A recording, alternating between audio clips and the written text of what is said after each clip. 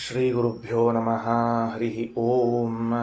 ಪ್ರಾಣಾದೇರೀಶಿತಾರಂ ಪರಮಸುಖನಿಧಿಂ ಸರ್ವದೋಷವ್ಯಪೇತಂ ಸರ್ವಾಂತಸ್ಥಂ ಸುಪೂರ್ಣಂ ಪ್ರಕೃತಿಪತಿಮಜಂ ಸರ್ವಬಾಹ್ಯಂ ಸುನಿತ್ಯಂ ಸರ್ವಜ್ಞಂ ಸರ್ವಶಕ್ತಿಂ ಸುರಮುನಿಮನುಜಾದ್ಯೈಃ ಸದಾ ಸೇವ್ಯಮಾನಂ ವಿಷ್ಣುಂ ವಂದೇ ಸದಾಹಂ ಸಕಲಜಗದನಾದ್ಯಂತ ಮಾನಂದದಂ ತಂ. ಶ್ರೀ ಗುರುಭ್ಯೋ ನಮಃ. ಇವತ್ತೇನು ಅಭ್ಯಾಸ ಮಾಡ್ಲಿಕ್ಕತ್ತೀವಿ? ಸಾಧ್ಯ ಆದರೆ ಇವತ್ತೊಂದು 2 ಪುಟ ಅಭ್ಯಾಸ ಮಾಡ್ಬೇಕು. ನಾವೀಗ 2 ಪುಟ ಅಭ್ಯಾಸ ಏನು ಮಾಡ್ಲಿಕ್ಕತ್ತೀವಿ ಅಂದ್ರೆ, ನಿನ್ನೆ ಪಾಠದಲ್ಲಿ ಕೊನೆಯಲ್ಲಿ ಬರುವಾಗ ಭಗವಂತ ಸರ್ವಾಶ್ರಯ ಅಂತ ಹೇಳಿತ್ತು. ಉಪನಿಷತ್ತಿನ ಭಾಷ್ಯದಲ್ಲಿ ಆಚಾರ್ಯರು ಬ್ರಹ್ಮಾಂಡ ಪುರಾಣದ ವಾಕ್ಯವನ್ನು ಹೇಳ್ತಾ, ವಿಷ್ಣುಂ ಸರ್ವಾಶ್ರಯ ಇತಿ ಯ ಸದೋಪಾಸ್ತೆ ಯ ಆತ್ಮವಾನ್ ಕ್ಷೀಯಂತೆ ನಸ್ಯ ಕರ್ಮಾಣಿ ಶುಭಾನ್ಯೇವ ಕದಾಚನ ಉಪಾಸನ ಬಲಾನ್ಮುಕ್ತೋ ಭೋಗಾನ್ ಕರ್ಮಫಲಾನ್ ಸದಾ ಭುಂಕ್ತೆ.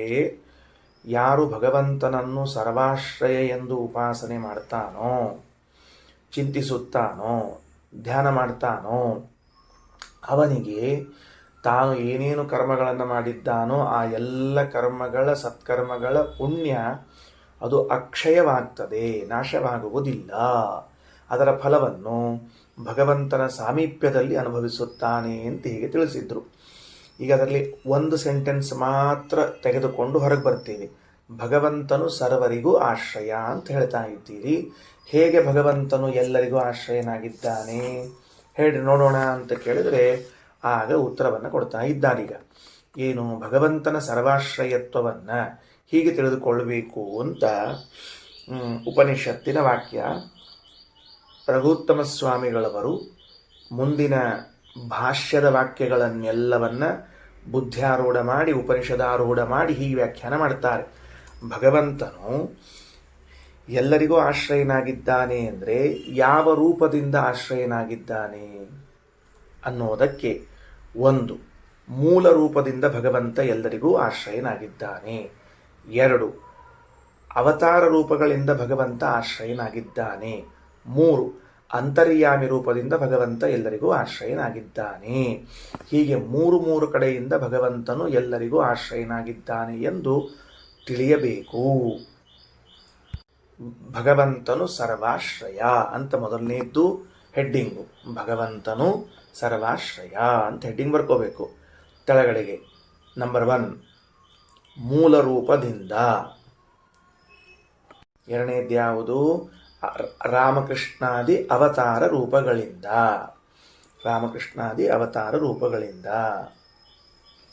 3ನೇದ್ದು ನಮ್ಮೆಲ್ಲರ ಅಂತರ್ಯಾಮಿ ರೂಪದಿಂದ, ಜೀವರ ಅಂತರ್ಯಾಮಿ ರೂಪದಿಂದ. ಹೀಗೆ 3ನೇದ್ದು ಜೀವರ ಅಂತರ್ಯಾಮಿ ರೂಪ, ಜೀವರ ಒಳಗಿರುವ ರೂಪ. ಇದರಿಂದಲೂ ಕೂಡ ಎಲ್ಲರಿಗೂ ಆಶ್ರಯನಾಗಿದ್ದಾನೆ. ಇಷ್ಟು ನಾವೀಗ ತಿಳ್ಕೊಂಡ್ವಾ. ಅವ ಏನು ಮಾಡ್ತಾನ, ಹೆಂಗೆ ಮಾಡ್ತಾನ ಅಂತ ಬೇಕೀಗ. ಅದಕ್ಕೆ ಅಲ್ಲಿ ವಾಕ್ಯ ಹೊಂದಿತ್ತು. ಏನು ವಾಕ್ಯ ಅದ ನೋಡ್ಕೊಳ್ರಿ. 525ನೇ ಪುಟದಲ್ಲಿ ಹಿಂಗದ ವಾಕ್ಯ. ಅಥೋ ಅಯಂ ವಾ ಆತ್ಮ ಸರ್ವೇಷಾಂ ಭೂತಾನಾಂ ಲೋಕಃ. ಅಥೋ ವಿಷಯಾಂತರವನ್ನು ಮಾಡ್ಲಿಕ್ಕತ್ತದ ಉಪನಿಷತ್ತು. ಹಿಂದೆ ಹೇಳಿ ಮುಗಿಸಿ, ಹಿಂದೆ ಅಪರೋಕ್ಷ ಜ್ಞಾನಿಗಳು ಮಾಡಿದ ಕರ್ಮಗಳೆಲ್ಲವೂ ಕೂಡ ಅನಂತ ಫಲವನ್ನು ನೀಡುತ್ತವೆ. ಅಜ್ಞಾನಿಗಳು ಮಾಡಿರುವಂತಹ ಕರ್ಮಗಳು ಅನಂತ ಫಲ ನೀಡುವುದಿಲ್ಲ ಅಂತ ಹೇಳಿಬಿಟ್ಟು ಈಗ ವಿಷಯಾಂತರವನ್ನು ಮಾಡ್ಲಿಕ್ಕತ್ತದ. ಅಯಂ ವಾ ಆತ್ಮ, ಈ ಪರಮಾತ್ಮನಿದ್ದಾನಲ್ಲ, ಅಯಂ ವಾ ಆತ್ಮ, ಈ ಪರಮಾತ್ಮನು ಸರ್ವೇಷಾಂ ಭೂತಾನಾಂ ಲೋಕಃ, ಎಲ್ಲ ಜೀವರುಗಳಿಗೂ ಕೂಡ ಲೋಕಃ ಆಶ್ರಯನಾಗಿದ್ದಾನೆ. ಈ ಪರಮಾತ್ಮನು ಎಲ್ಲರಿಗೂ ಆಶ್ರಯನಾಗಿದ್ದಾನೆ ಅಂದರೆ ಯಾರಿಗೆ ಅಂದರೆ, ಮೊದಲನೇದಾಗಿ ದೇವತೆಗಳಿಗೆ. ಎರಡನೇದ್ದಾಗಿ ಋಷಿಗಳಿಗೆ, ಮೂರನೇದ್ದಾಗಿ ಪಿತೃಗಳಿಗೆ, ನಾಲ್ಕನೇದ್ದಾಗಿ ಮನುಷ್ಯರಿಗೆ, ಐದನೇದ್ದಾಗಿ ಪಶು ಪಕ್ಷಿಗಳಿಗೆ. ಈ 5 ಜನರಿಗೂ ಕೂಡ ಭಗವಂತನು ಆಶ್ರಯನಾಗಿದ್ದಾನೆ. ಬರೆದಿಟ್ಕೊಳ್ತೀರಾ ಕೆಳಗಡೆಗೆ ಯಾರ್ಯಾರಿಗೆ ಆಶ್ರಯನಾಗಿದ್ದಾನೆ ಅಂತ ಬರ್ಕೋಬೇಕು. ಮೇಲೆ ಯಾವ ರೂಪದಿಂದ ಆಶ್ರಯನಾಗಿದ್ದಾನೆ ಅಂತ ಗೊತ್ತಾಯಿತು. ಕೆಳಗಡೆಗೆ ಯಾರು ಯಾರಿಗೆ ಯಾರ್ಯಾರಿಗೆ ಆಶ್ರಯನಾಗಿದ್ದಾನೆ. ಯಾರಿಗೆ ಆಶ್ರಯನಾಗಿದ್ದಾನೆ? ದೇವತೆಗಳಿಗೆ. ನಂಬರ್ 1 ಹೆಂಗೆ ಆಶ್ರಯ ಆಗ್ಯಾನ ಅಂತ ಉಪನಿಷತ್ತು ಓದಿ ತಿಳ್ಕೋಣಂತ. ಯಾರಿಗೆ ಆಶ್ರಯ ಆಗ್ಯಾನ ಅಂತ ಬರೆದು ತಿಳ್ಕೋಣಂತ. ದೇವತೆಗಳಿಗೆ, ಋಷಿಗಳಿಗೆ, ಎರಡನೇದ್ದು ಋಷಿಗಳಿಗೆ, ಮೂರನೇದ್ದು ಪಿತೃಗಳಿಗೆ, ನಾಲ್ಕನೇದ್ದು ಮನುಷ್ಯರಿಗೆ, ಐದನೇದ್ದು ಪಶು ಪಕ್ಷಿಗಳಿಗೆ. ಈ 5 ಜನರಿಗೂ ಕೂಡ ಮತ್ತೆ ಭಗವಂತನು ಆಶ್ರಯನಾಗಿದ್ದಾನೆ. ಸರಿ, ಈಗ ಹೀಗೆ ಭಗವಂತನು ಈ ಎಲ್ಲ ಜನರಿಗೂ ಆಶ್ರಯನಾಗಿದ್ದಾನೆ ಅಂತನ್ನುವ ಜ್ಞಾನವನ್ನು ನಾವು ಮಾಡಿಕೊಂಡ್ರೆ, ಇದನ್ನು ನಾವು ಮಾಡಿಕೊಂಡ್ರೆ ನಮಗೇನು ಲಾಭ ಸಿಗ್ತದೆ ವಿಚಾರ ಮಾಡ್ಬೇಕಲ್ಲ. ಇದ್ರದ್ದು ಒಂದೇನೋ ಫಲ ಹೇಳ್ಯದ ಶಾಸ್ತ್ರ. ಯಾಕೆ ಅಂದರೆ ಇದು ಒಂದು ಮಹತ್ವದ ಜ್ಞಾನ ಇದೆ. ಏನು ಮಹತ್ವದ ಜ್ಞಾನ ಅದ? ಭಗವಂತನು ಸರ್ವರಿಗೂ ಆಶ್ರಯನಾಗಿದ್ದಾನೆ ಎಂಬುದನ್ನು ವಿವರಿಸಿ ಹೇಳ್ತಾ ಇದೆ. ಹೇಗೆ ವಿವರಿಸಿ ಹೇಳ್ತಾ ಇದೆ? ಪರಮಾತ್ಮನು ಮೂಲ ರೂಪದಲ್ಲೂ ಸರ್ವರಿಗಾಶ್ರಯನಾಗಿದ್ದಾನೆ, ರಾಮಕೃಷ್ಣಾದಿ ಅವತಾರಗಳಲ್ಲೂ ಸರ್ವರಿಗಾಶ್ರಯನಾಗಿದ್ದಾನೆ, ಜೀವರ ಅಂತರ್ಯಾಮಿಯಾಗಿದ್ದುಕೊಂಡು ಸರ್ವರಿಗೂ ಆಶ್ರಯನಾಗಿದ್ದಾನೆ ಅಂತ ಮೊದಲು ಪ್ರತಿಜ್ಞಾ ಮಾಡಿ, ಆ ಎಲ್ಲರೂ ಯಾರ್ಯಾರು ಅಂತ ಕೇಳಿದಾಗ ದೇವತೆಗಳು, ಋಷಿಗಳು, ಪಿತೃಗಳು, ಮನುಷ್ಯರು, ಪಶು ಪಕ್ಷಿಗಳು ಅಂತ ಹೇಳಿದಾಗ ಇಂತಹ ಒಂದು ಶ್ರೇಷ್ಠವಾದ ಜ್ಞಾನವನ್ನು ಮಾಡಿಕೊಂಡು ನಾವು ಯೋಗ್ಯತಾನುಸಾರವಾಗಿ ಅನುಸಂಧಾನ ಮಾಡಿದರೆ ಇನ್ನುಳಿದ ಎಲ್ಲ ಜೀವರಾಶಿಗಳಿದ್ದಾರಲ್ಲ, ಇನ್ನುಳಿದ ಎಲ್ಲ ಜೀವರಾಶಿಗಳು, ಎಲ್ಲ ಭೂತಗಳು, ಅವುಗಳು ನಮ್ಮ ಬಗ್ಗೆ ಏನು ಅಪೇಕ್ಷೆ ಪಡ್ತವೆ ಅಂತ ಹೇಳಿದರೆ, ಈ ವ್ಯಕ್ತಿಗೆ ಎಂದೂ ಕೂಡ ಕೆಟ್ಟದ್ದು ಆಗುವುದು ಬೇಡ, ಅಮಂಗಳ ಆಗುವುದು ಬೇಡ, ವಿನಾಶ ಆಗುವುದು ಬೇಡ ಅಂತ ಅವರು ನಮಗೋಸ್ಕರ ಪ್ರಾರ್ಥನಾ ಮಾಡ್ತಾರಂತ ದೇವರಲ್ಲಿ. ಏನೋ ಎಲ್ಲ ಭೂತಗಳು ಯಾರು, ಈಗ ನಾನಿದ್ದೇನೆ, ನಾನು ಭಗವಂತನ ಈ ಸರ್ವಾಧಾರತ್ವದ ಸರ್ವಾಶ್ರಯತ್ವದ ಚಿಂತನೆಯನ್ನು ಮಾಡ್ತಾ ಇದ್ದೀನಿ. ಹೀಗೆ ಸರ್ವಾಶ್ರಯತ್ವದ ಚಿಂತನೆಯನ್ನು ಮಾಡಿದ್ದಕ್ಕೆ ಎಲ್ಲದರಲ್ಲಿರುವಂಥ ಎಲ್ಲ ಜೀವರಾಶಿಗಳಿದ್ದಾರಲ್ಲ ಉಳಿದವರು ಅವರೇನು ಅಪೇಕ್ಷೆ ಪಡ್ತಾರೆ ಅಂದರೆ, ಇವನು ಭಗವಂತನ ಸರ್ವಾಧಾರತ್ವದ ಚಿಂತನೆ ನಡೆಸಿದ್ದಕ್ಕೆ ಇವನಿಗೆ ಎಂದೂ ವಿನಾಶ ಆಗುವುದು ಬೇಡ, ಇವನಿಗೆ ಎಂದೂ ಕೆಟ್ಟದ್ದಾಗುವುದು ಬೇಡ ಎಂದು ಪ್ರಾಣಿಗಳು ಪ್ರಾರ್ಥಿಸುತ್ತವೆ ಅಂತೆ ಭಗವಂತನಲ್ಲಿ. ಅಥವಾ ಶುಭಾಶಂಸನೆ ಏನು ಮಾಡ್ತದಂತೆ, ಇವರಿಗೆ ಕೆಟ್ಟದ್ದಾಗೋದು ಬೇಡ ಅಂತ ಹೀಗೆ ಅಂದುಕೊಳ್ತವಂತೆ. ಅಂದರೆ ಎಷ್ಟು ಮಹತ್ವದ ನೋಡ್ರಿ ಇದು, ತಿಳಿಲೇಬೇಕಲ್ಲ. ಅದು ಹೆಂಗೆ ಎಲ್ಲರಿಗೂ ತಿಳಿತದೆ, ಅದು ಹೆಂಗೆ ಆ ಪ್ರಾಣಿಗಳೆಲ್ಲ ಪ್ರಾರ್ಥನಾ ಮಾಡ್ತಾವ, ಮುಂದೆ ದೃಷ್ಟಾಂತವನ್ನು ಕೊಡ್ತಾರೆ, ವಿವರಣೆಯನ್ನು ಹೇಳೋಣಂತ. ಅಂದರೆ ಉಪನಿಷತ್ತು ಒಂದು ಭಗವಂತನ ಮಹಿಮೆಯನ್ನು ಹೇಳಿ ಅದಕ್ಕೊಂದು ಫಲವನ್ನು ಹೇಳಿ ಕೇಳುವಂಥ ನಾವುಗಳು ಅವಶ್ಯವಾಗಿ ಆಚರಣೆ ಮಾಡಲೇಬೇಕು ಅನ್ನುವಂತಹ ಮನಸ್ಸು ಬರುವಂತೆ ಮಾಡ್ತಾ ಇದೆ. ಇಷ್ಟರ್ಥ ತಗೊಳ್ರಿ. ಅಥೋ ಅಯಂ ವಾ ಆತ್ಮ ಸರ್ವೇಷಾಂ ಭೂತಾನಾಂ ಲೋಕಃ. ಅಥೋ ಅನಂತರದಲ್ಲಿ ಅಯಂ ವಾ ಆತ್ಮ, ಈ ಪರಮಾತ್ಮನಿದ್ದಾನಲ್ಲ, ಸರ್ವೇಷಾಂ ಭೂತಾನಾಂ ಲೋಕಃ, ಎಲ್ಲ ಜೀವರಿಗೂ ಆಶ್ರಯನಾಗಿದ್ದಾನೆ. ಮೊದಲಿಗೆ ದೇವತೆಗಳಿಗೆ ಹೆಂಗೆ ಆಶ್ರಯನಾಗಿದ್ದಾನೆ ಹೇಳ್ರಿ ಅಂದ್ರೆ, ಸಹ ಯಜ್ಜುಹೋತಿ ಯದ್ಯಜತೆ ತೇನ ದೇವಾನಾಂ ಲೋಕಃ. ಯಜ್ಞಗಳ ಮೂಲಕವಾಗಿ ದೇವತೆಗಳಿಗೆ ಆಶ್ರಯನಾಗಿದ್ದಾನೆ. ಸರಳವಾದ ಒಂದೇ ಸಾಲಿನಲ್ಲಿ ಹೇಳುವುದಾದರೆ, ಸಹ ಯಜ್ಜುಹೋತಿ, ಆ ಪರಮಾತ್ಮನು ಏನನ್ನು ಹೋಮಿಸುತ್ತಾನೆ, ಎಲ್ಲಿ ಹೋಮಿಸುತ್ತಾನೆ, ಎಲ್ಲಿ ಹೋಮಿಸಿದ್ದಾನೆ ಗೊತ್ತಿಲ್ಲಲ್ಲ ಅಂದ್ರೆ, ಮೂಲ ರೂಪದಲ್ಲಿ ಹೋಮಿಸಿದ್ದಾನೆ, ಅವತಾರ ರೂಪದಲ್ಲಿ ಹೋಮಿಸಿದ್ದಾನೆ, ನನ್ನ ಅಂತರ್ಯಾಮಿಯಾಗಿದ್ದು ಹೋಮಿಸಿದ್ದಾನೆ. ಇಷ್ಟೆಲ್ಲ ಮಂದಿ ನೀವು ಪಾಠ ಕೇಳ್ತಾ ಇದ್ದೀರಿ. ಯಾರ್ಯಾರು ಪಾಠ ಕೇಳ್ತಿದ್ದೀರಿ ಎಲ್ಲರೂ ಕೂಡ ವರ್ಷದಲ್ಲಿ ಒಂದಿಲ್ಲ ಒಂದು ಬಾರಿಯಾದರೂ ಒಂದು ಹೋಮವನ್ನು ಮಾಡಿರ್ತೀರಿ. ವರ್ಷದಲ್ಲಿ ಒಂದೇ ಒಂದು ಹೋಮ ಮಾಡಿರ್ತೀರಿ. ಅದು ಮಾಡಿಲ್ಲ ಅಂದ್ರೆ ಅಪರಾಧ ಮಾಡಬೇಕು. ಆಚಾರ ನೀವೆಲ್ಲ ಟೆನ್ಷನ್ನೇ ತಗೋಬೇಡ್ರಿ ಅಂದರೆ, ನಿತ್ಯದಲ್ಲಿ ವೈಶ್ವದೇವನ್ನಂತರೂ ಮಾಡಿರ್ತೀರಲ್ಲ, ಪ್ರತಿನಿತ್ಯ ಮಾಡುವ ವೈಶ್ವದೇವದಲ್ಲಿ ಹಾಕುವ ಆಹುತಿಗಳಿಂದಾಗಿ ಪರಮಾತ್ಮನು ದೇವತೆಗಳಿಗೆ ಆಶ್ರಯ ನೀಡಿದ್ದಾನೆ. ಇದು ಒಂದು. ಅಂದ್ರೆ ವೈಶ್ವದೇವವನ್ನು ತಪ್ಪಿಸಬಾರದು. ಯಾಕೆ ವೈಶ್ವದೇವವನ್ನು ತಪ್ಪಿಸಬಾರದು? ವೈಶ್ವದೇವವನ್ನು ಮಾಡುವುದರಿಂದಾಗಿ ಭಗವಂತ ನಮ್ಮಂತರ್ಯಾಮಿಯಾಗಿದ್ದು ದೇವತೆಗಳಿಗೆ ಆಶ್ರಯವನ್ನು ನೀಡುತ್ತಿರ್ತಾನೆ. ನೀವು ವೈಶ್ವದೇವವನ್ನು ತಪ್ಪಿಸಿದರೆ ಅದು ದೇವರು ದೇವತೆಗಳಿಗೆ ಕೊಡುವ ಆಶ್ರಯವನ್ನು ತಪ್ಪಿಸಿದಂತೆ. ವೈಶ್ವದೇವವನ್ನು ಮಾಡ್ತಾರೆ. ಆಯಿತು. ಸ ಯಜ್ಜುಹೋತಿ ಯದ್ಯಜತೆ ತೇನ ದೇವಾನಾಂ ಲೋಕಃ. ಅದಕ್ಕೆ ಎರಡು ಅಂಶ. ಒಂದು ಬೇರೆ ಯಜ್ಞಯಾಗಗಳನ್ನು ಮಾಡಿದಾಗಿರುವಂತಹದ್ದು, ಎರಡನೆಯದ್ದು ನಿತ್ಯದಲ್ಲಿ ಮಾಡುವಂತಹ ವೈಶ್ವದೇವದಿಂದಾಗಿ. ಸ ಯಜ್ಜುಹೋತಿ ಯದ್ಯಜತೆ ತೇನ ದೇವಾನಾಂ ಲೋಕಃ. ಅದರಿಂದ ಭಗವಂತನು ದೇವತೆಗಳಿಗೆ ಆಶ್ರಯನಾಗಿದ್ದಾನೆ. ಅಥ ಯದನುಬ್ರೂತೆ ತೇನ ಋಷೀಣಾಂ. ಅಷ್ಟೇ ಅಲ್ಲ, ಮುಂದ ನಾವೆಲ್ಲ ಏನು ವೇದಗಳ ಅಧ್ಯಯನವನ್ನು ಮಾಡ್ತೀವಿ, ವೇದಾಧ್ಯಯನವನ್ನು ಮಾಡ್ತೀವಿ, ಶಾಸ್ತ್ರಾಧ್ಯಯನವನ್ನು ಮಾಡ್ತೀವಿ, ಇದರಿಂದಾಗಿ ಋಷಿಗಳಿಗೆ ಆಶ್ರಯನಾಗಿದ್ದಾನೆ ಪರಮಾತ್ಮ. ನನ್ನ ಅಂತರ್ಯಾಮಿಯಾದ ಭಗವಂತನು ನಾನು ವೇದಗಳನ್ನು ಅಧ್ಯಯನ ಮಾಡ್ತೀನಿ, ಶಾಸ್ತ್ರಗಳ ಅಧ್ಯಯನ ಮಾಡ್ತೀನಿ. ಇದರಿಂದ ಭಗವಂತ ಯಾರಿಗೆ ಆಶ್ರಯ ಕೊಟ್ಟಿದ್ದಾನೆ? ಋಷಿಗಳಿಗೆ ಆಶ್ರಯವನ್ನು ಕೊಟ್ಟಿದ್ದಾನೆ.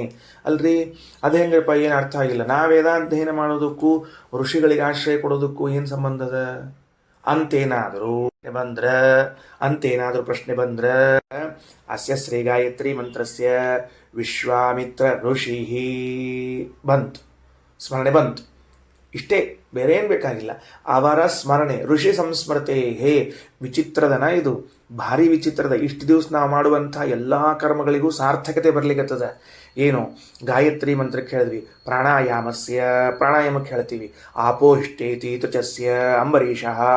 ಹಿಂಗೆ ನಾವು ಒಂದೊಂದು ಮಂತ್ರಗಳನ್ನು ಹೇಳುವಾಗ ಒಬ್ಬೊಬ್ಬ ಋಷಿಗಳನ್ನು ಸ್ಮರಣೆ ಮಾಡಿಕೊಳ್ತೀವಲ್ಲ, ಇದು ಏನಂತ ತಿಳ್ಕೊಂಡಿದ್ದೀವಿ? ನಮ್ಮ ಅಂತರ್ಯಾಮಿಯಾಗಿರುವಂತಹ ಪರಮಾತ್ಮನು ನಮ್ಮಿಂದ ಋಷಿಗಳ ಸ್ಮರಣೆಯನ್ನು ಮಾಡಿಸಿ ಅವರಿಗೆ ಆಶ್ರಯನಾಗಿದ್ದಾನೆ. ಓಹೋ, ಇಷ್ಟು ದಿವಸ ನಾವೇನು ಮಾಡಿದ್ವಿ ಅಂದರೆ ಋಷಿಚ್ಛಂದೋ ದೇವತೆಗಳನ್ನು ಹೇಳದೆ ಹೋದರೆ ಮಂತ್ರವು ಫಲಪ್ರದ ಅಲ್ಲ ಅಂತ ತಿಳ್ಕೊಂಡಿದ್ವಿ. ಅದು ಒಂದು ಅಂಶ ಇತ್ತು. ಯೋಹವ ಅವಿದಿತ ಆರ್ಷಚ್ಛಂದೋ ದೈವತ ಯಜತಿ ಯಾಜಯತಿ ಗರ್ತೇವಾ ಪತತಿ ಪ್ರವಾಮೀಯತೆ ಸ್ಥಾಣುಂ ವಾ ವರ್ಚತಿ. ಶತಪಥ ಬ್ರಾಹ್ಮಣದಲ್ಲಿ ಹೇಳುವಾಗ ಯಾರದನ್ನು ಹೇಳೋದಿಲ್ಲ, ಋಷಿ ಬ್ರಾಹ್ಮಣ ದೇವತಾ ಋಷಿ ಛಂದಸ್ಸುಗಳನ್ನು ಹೇಳೋದಿಲ್ಲ, ಅವ ತೆಗ್ಗಿನಾಗ ಬಿದ್ದು ಹೋಗ್ತಾನೆ, ಅವ ಹಾಳಾಗಿ ಹೋಗ್ತಾನೆ, ನರಕಕ್ಕೆ ಹೋಗ್ತಾನೆ ಅಂತ ನಿಂದಿಸಿತ್ತು. ಅಂದರೆ ಹೇಳ್ರಿ ಅಂತ ಹೆದರಿಸಿತ್ತದು. ಹೇಳ್ತೀವಿ ನಾವು, ಹೇಳಿದ್ರೆ ಏನಾಗ್ತದೆ? ಫಲ ಬರ್ತದೆ. ಅಷ್ಟೇ ಅಲ್ಲ, ನನ್ನ ಅಂತರ್ಯಾಮಿಯಾದ ಭಗವಂತ ಆ ಋಷಿಚ್ಛಂದೋ ದೇವತೆಗಳನ್ನು ಹೇಳಿದಾಗ, ಋಷಿಗಳ ಸ್ಮರಣೆ ಮಾಡಿದಾಗ ಅವರಿಗೆ ಆಶ್ರಯನಾಗ್ತಾನೆ. ಹೆಂಗ ಏನು ಭಾಷೆಯೊಳಗೆ ಓದೋಣಂತ, ಇನ್ನು ಸ್ವಲ್ಪ ಡೀಟೇಲ್ ಓದೋಣಂತ. ಈಗ ಮೊದಲು ಇಷ್ಟು ತಿಳ್ಕೊಂಡ್ರಂತ. ಯದನುಬ್ರೂತೆ ತೇನ ಋಷೀಣಾಂ. ಆಹಾ, ಏನು ಆನಂದ ರೀ!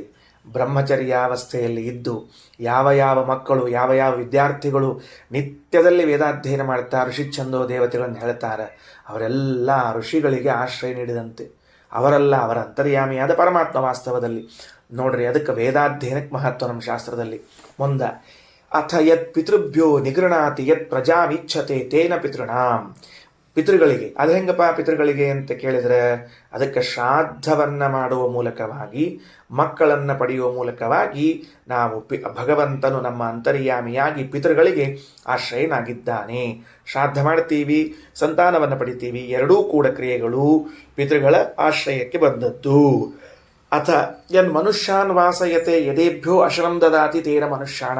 ಅಲ್ರಿ, ಭಗವಂತ ಮನುಷ್ಯರಿಗೆ ಆಶ್ರಯನಾಗಿದ್ದಾನೆ ಅಂತೀರಿ. ಹೆಂಗೆ ಮನುಷ್ಯರಿಗೆ ಆಶ್ರಯನಾಗಿದ್ದಾನೆ ಅಂದರೆ, ನಾವೇನು ನೆನ್ಪಿಟ್ಕೊಳ್ರ, ನಾವೇನು ವಸ್ತ್ರದಾನ ಕೊಡ್ತೀವಿ, ಅನ್ನದಾನ ಮಾಡ್ತೀವಿ, ಕರೆದು ಊಟಕ್ಕೆ ಹಾಕ್ತಿರಲ್ಲ ಮನೆಗೆ ಬ್ರಾಹ್ಮಣರನ್ನ, ಊಟಕ್ಕೆ ಬರ್ರಿ ಅಂತ ಊಟಕ್ಕೆ ಹಾಕ್ತೀರಿ. ಈ ಬ್ರಾಹ್ಮಣ ಭೋಜನ ಅಂತೇನದ, ಬರೀ ಬ್ರಾಹ್ಮಣ ಅಂತಲ್ಲ, ಶಬ್ದ ಬ್ರಾಹ್ಮಣದ ಅಷ್ಟ. ಒಟ್ಟಾರೆ ಏನು ಮನುಷ್ಯರಿಗೆ ಅನ್ನದಾನ ಮಾಡ್ತೀವಿ, ವಸ್ತ್ರದಾನ ಮಾಡ್ತೀವಿ, ಇದೆಲ್ಲವೂ ಕೂಡ ಏನು ಅಂತ ಕೇಳಿದರೆ ಭಗವಂತ ನಮ್ಮಂತರ್ಯಾಮಿಯಾಗಿದ್ದು ಮನುಷ್ಯರಿಗೆ ಆಶ್ರಯನಾಗಿದ್ದಾನೆ. ನಾನು ಬ್ರಾಹ್ಮಣನಾದ್ದರಿಂದ ನಿಮ್ಮೆಲ್ಲರಿಗೂ ಅದು ತಿಳಿತದೆ ಎಂಬುದಕ್ಕೆ ಬೇಗನೆ ಹೇಳಿದ್ದೀನಿ. ಉಪನಿಷತ್ತಿನಲ್ಲಿ ಎನ್ ಮನುಷ್ಯಾನ್ ವಾಸಯತೆ ಯದೇಭ್ಯೋ ಅಶರಂ ದದಾತಿ. ಯಾರೋ ಮನೆಗೆ ಬರ್ತಾರೆ, ಬರ್ರಿ ಕೂಡ್ರಿ ಇರ್ರಿ ಅಂತ ಹೇಳ್ತೀವಿ, ವಾಸಕ್ಕೆ ಕೊಡ್ತೇವೆ. ಮನುಷ್ಯಾನ್ ವಾಸಯತೆ, ನಮ್ಮ ಮನೆಗೆ ಬಂದಾಗ ಮನುಷ್ಯರನ್ನು ವಾಸಕ್ಕೆ ಕೊಟ್ಟಿದ್ದೇವೆ. ಅಂತರ್ಯಾಮಿಯಾದ ಭಗವಂತ ಅವರಿಗೆ ಆಶ್ರಯನಾಗಿದ್ದಾನೆ. ಅನ್ನಕ್ಕೆ ಕೊಟ್ಟಿದ್ದೇವೆ, ವಸ್ತ್ರಕ್ಕೆ ಕೊಟ್ಟಿದ್ದೇವೆ, ನಮ್ಮಂತರ್ಯಾಮಿಯಾಗಿ ಭಗವಂತ ಅವುಗಳನ್ನೆಲ್ಲವನ್ನು ಮಾಡ್ತಾ ಇದ್ದಾನೆ. ಇನ್ನು ಅಥ ಯತ್ ಪಶುಭ್ಯ ತೃಣೋದಕಂ ವಿಂದತಿ, ಇನ್ನು ಪಶುಗಳಿಗೆ ಹುಲ್ಲು ನೀರು, ತೇನ ಪಶೂನಾಂ, ಅದರಿಂದ ಆ ಪಶುಗಳಿಗೆಲ್ಲ ಆಗ್ತದೆ. ಯದಸ್ಯ ಗೃಹೇಶು ಶ್ವಾಪದಾಹ ವಯಾಂಸ್ಯಾಹ ಪಿಪೀಲಿಕಾಭ್ಯ ಉಪಜೀವಂತಿ ತೇನ ತೇಷಾಂ ಲೋಕಃ. ಮನೆಯಲ್ಲಿ ನಾಯಿ ಬೆಕ್ಕು ಮೊದಲಾದವು ಇರ್ತಾವ. ಮನೆಯಲ್ಲಿ ಅಂದರೆ ಮನೆ ಒಳಗೆ ಅಂತಲ್ಲ, ನಮ್ಮ ಮನೆ ಮುಂದೆ ಅಂತ ಅರ್ಥದಕ್ಕೆ.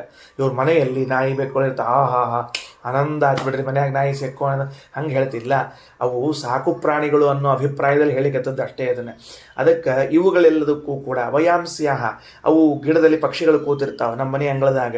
ಪಿಪೀಲಿಕಾಭ್ಯ ಉಪಜೀವಂತಿ, ಏನೋ ಕಾಳು ಕಡಿ ಚೆಲ್ಲಿರ್ತೀವಿ, ಆಮೇಲೆ ಉಳಿದ ಅನ್ನ ಹಾಕ್ತೀವಿ ತಿಪ್ಪಿಗೆ, ಅದು ಇದಕ್ಕೆ ಪ್ರಾಣಿಗಳಿಗೆ, ಅವನ್ನೆಲ್ಲವನ್ನು ತಿಂದುಕೊಂಡು ಅವು ಬದುಕ್ತಾವೆ. ಇದೆಲ್ಲವೂ ಕೂಡ ಏನು ಅಂದರೆ ಅಸ್ಮದಂತರ್ಯಾಮಿಯಾದ ಭಗವಂತ ಅವುಗಳಿಗೆ ಆಶ್ರಯ ನೀಡ್ತಾ ಇದ್ದಾನೆ. ಒಟ್ಟ ಯಾರಿಗೂ ಉಪವಾಸ ಹಾಕುವುದಿಲ್ಲ ದೇವರು. ಇಷ್ಟು ವಿಷಯ, ಒಟ್ಟು ಯಾರಿಗೂ ಉಪವಾಸ ಹಾಕುವುದಿಲ್ಲ ದೇವರು. ನೋಡ್ರಿ, ಮನೆಯಲ್ಲಿಟ್ಟುಕೊಂಡು ಧಾನ್ಯ ಕಾಳುಗಳಲ್ಲಿ ಇರುವಿಗಳು ಅಡ್ಡಾಡ್ತಿರ್ತಾವಲ್ಲ, ಪಿಪೀಲಿಕಾಭ್ಯ, ದೇವರು ಅದಕ್ಕೂ ಹೊಟ್ಟಿ ಕೊಟ್ಟ. ನಮ್ಮ ಅಂತರ್ಯಾಮಿಯಾಗಿದ್ದುಕೊಂಡು ಅದಕ್ಕೆ ಕೊಟ್ಟಿರ್ತಾನೆ. ಅದಕ್ಕೆ ನಮ್ಮ ಮನ್ಯಾಗ ಕೆಲವೊಂದು ಸರ್ತಿ ಪ್ರಾಣಿ ಪಕ್ಷಿಗಳೆಲ್ಲ ಜಾಸ್ತಿ ಅಡ್ಡಾಡ್ಲಿಕ್ಕತ್ತು ಅಂದ್ರೆ ಗಾಬರಿ ಆಗಬಾರ್ದ್ರಿ. ಹಲ್ಲಿ ಪಲ್ಲೆಲ್ಲ ಭಯಂಕರ ಆಗ್ಬಿಟ್ಟಿರ್ತಾವೆ ಇದ್ದಕ್ಕಿದ್ದಂಗೆ. ಕೆಲವೆಲ್ಲ ಎಷ್ಟು ಹಲ್ಲಿ ಆಗ್ಯಾವ್ರಿ ಮಹಾರಾರ, ಸಾಕಾಗ್ಬಿಟ್ಟದ. ನಿನ್ನ ಅಂತರ್ಯಾಮಿಯಾದ ಭಗವಂತ ಈಗ ಅವು ಯಾವುದಕ್ಕೂ ಆಶ್ರಯ ನೀಡಬೇಕಾಗ್ಯದ. ಅದಕ್ಕೆ ತರ್ಶಾನ ವಿಚಾರ ಮಾಡಿ ನೋಡು, ಒಂದು ದಿವ್ಸ ಕಾಣಿಸಂಗಿಲ್ಲ, ಅವು ಎಲ್ಲೋ ಹೋಗ್ಬಿಟ್ಟಿರ್ತಾವೆ, ಗೊತ್ತಾಗಂಗಿಲ್ಲ ಆಮೇಲೆ. ಯಾಕಂದ್ರೆ ನಿನ್ನಲ್ಲಿ ನಿಂತು ಆಶ್ರಯ ಕೊಡೋದು ಮುಗೀತು, ಇನ್ಯಾರೆಲ್ಲೋ ನಿಂತು ಆಶ್ರಯ ಕೊಡಿಸ್ಬೇಕಾಗಿರ್ತದೆ. ಅಲ್ಲಿ ಕಳಿಸ್ಬಿಡ್ತಾನೆ ದೇವರವರೆಲ್ಲರನ್ನು. ಅಂದರೆ ಪರಮಾತ್ಮ ಮನೆಯಲ್ಲಿ ಇರುವಿಗಳಿರಬಹುದು, ಹಲ್ಲಿಗಳಿರಬಹುದು, ಜಿರಳೆಗಳಿರಬಹುದು, ಹುಳಹುಪ್ಪಟೆಗಳಿರಬಹುದು, ಹೊರಗಿರುವಂಥ ನಾಯಿಗಳಿರಬಹುದು, ಒಳಗೆ ಬಂದು ಹೋಗೋ ಬೆಕ್ಕಿರಬಹುದು, ಎಲ್ಲದಕ್ಕೂ ಕೂಡ ನಮ್ಮಂತರ್ಯಾಮಿಯಾಗಿದ್ದುಕೊಂಡು ಆಶ್ರಯವನ್ನು ನೀಡ್ತಾನ. ಆಹಾ, ಏನು ಅದ್ಭುತವಾದ ಮಾತುಗಳಿವೆಲ್ಲ. ಯಥಾಹವೈ ಸ್ವಾಯಲೋಕಾಯ ಅರಿಷ್ಟಿಂ ಇಚ್ಛೇದ್ ಏವಂ ವಿಧೇ ಸರ್ವಾಣಿ ಭೂತಾನಿ ಅರಿಷ್ಟಿಮಿಚ್ಛಂತಿ ತದ್ವಾ ಏತದ್ವಿದಿತಂ ಮೀಮಾಂಸಿತಂ. ಕೊನೆಯದು ಇದರಿಂದ ಏನಾಗ್ತದೆ? ಯಥಾಹವೈ ಸ್ವಾಯಲೋಕಾಯ. ಈಗ ನಾನು ಒಂದು ರಾಜ್ಯದಲ್ಲಿದ್ದೇನೆ, ಉದಾಹರಣೆಗೆ ಹಿಂಗೆ ಹೇಳ್ಕೋಣಂತ, ನಾವೆಲ್ಲ ಅಂಬರೀಷ ಚಕ್ರವರ್ತಿಯ ಕಾಲಕ್ಕೆ ಅವನ ರಾಜ್ಯದಲ್ಲಿ ಇದ್ವಿ ಅಂತ ಒಂದು ಅನುಸಂಧಾನ ಮಾಡಿಕೊಳ್ಳ್ರಿ. ಕಲ್ಪನಾ ಅಲ್ಲ, ಅನುಸಂಧಾನ ಮಾಡಿಕೊಳ್ಳ್ರಿ. ಇಲ್ಲ, ನಾವೆಲ್ಲ ಪಾಂಡವರ ಕಾಲಕ್ಕೆ, ಅಂಬರೀಷನ ಕಾಲಕ್ಕೆ, ಪರೀಕ್ಷಿತನ ಕಾಲಕ್ಕೆ ಇದ್ದವರು ಅಂತ ಇದ್ದಾಗ, ಆ ರಾಜನು ಪರೀಕ್ಷಿತನೋ ಅಂಬರೀಷನೋ ಶ್ರೀರಾಮಚಂದ್ರನೋ ನಮಗೆಲ್ಲ ಯೋಗಕ್ಷೇಮವನ್ನು ನೋಡ್ಕೊಂಡಾನೆ. ಏನೂ ಕೊರತೆಯಾಗದೆ ಇದ್ದಂತೆ ನೋಡಿಕೊಂಡಿದ್ದಾನೆ ಅಂತ ಇಟ್ಕೊಳ್ರಿ. ನಮ್ಮ ಮನಸ್ಸಿನಲ್ಲಿ ಸದಾ ಏನು ಭಾವನಾ ಬರ್ತದೆ? ನಮ್ಮ ರಾಜನಿಗೆ ಸದಾ ಕ್ಷೇಮವಾಗಲಿ, ನಮ್ಮ ರಾಜನಿಗೆ ಒಳಿತಾಗಲಿ ಅಂತ ಬರ್ತದೋ ಇಲ್ಲೋ? ಸಿಂಪಲ್, ಬರಲೇಬೇಕು.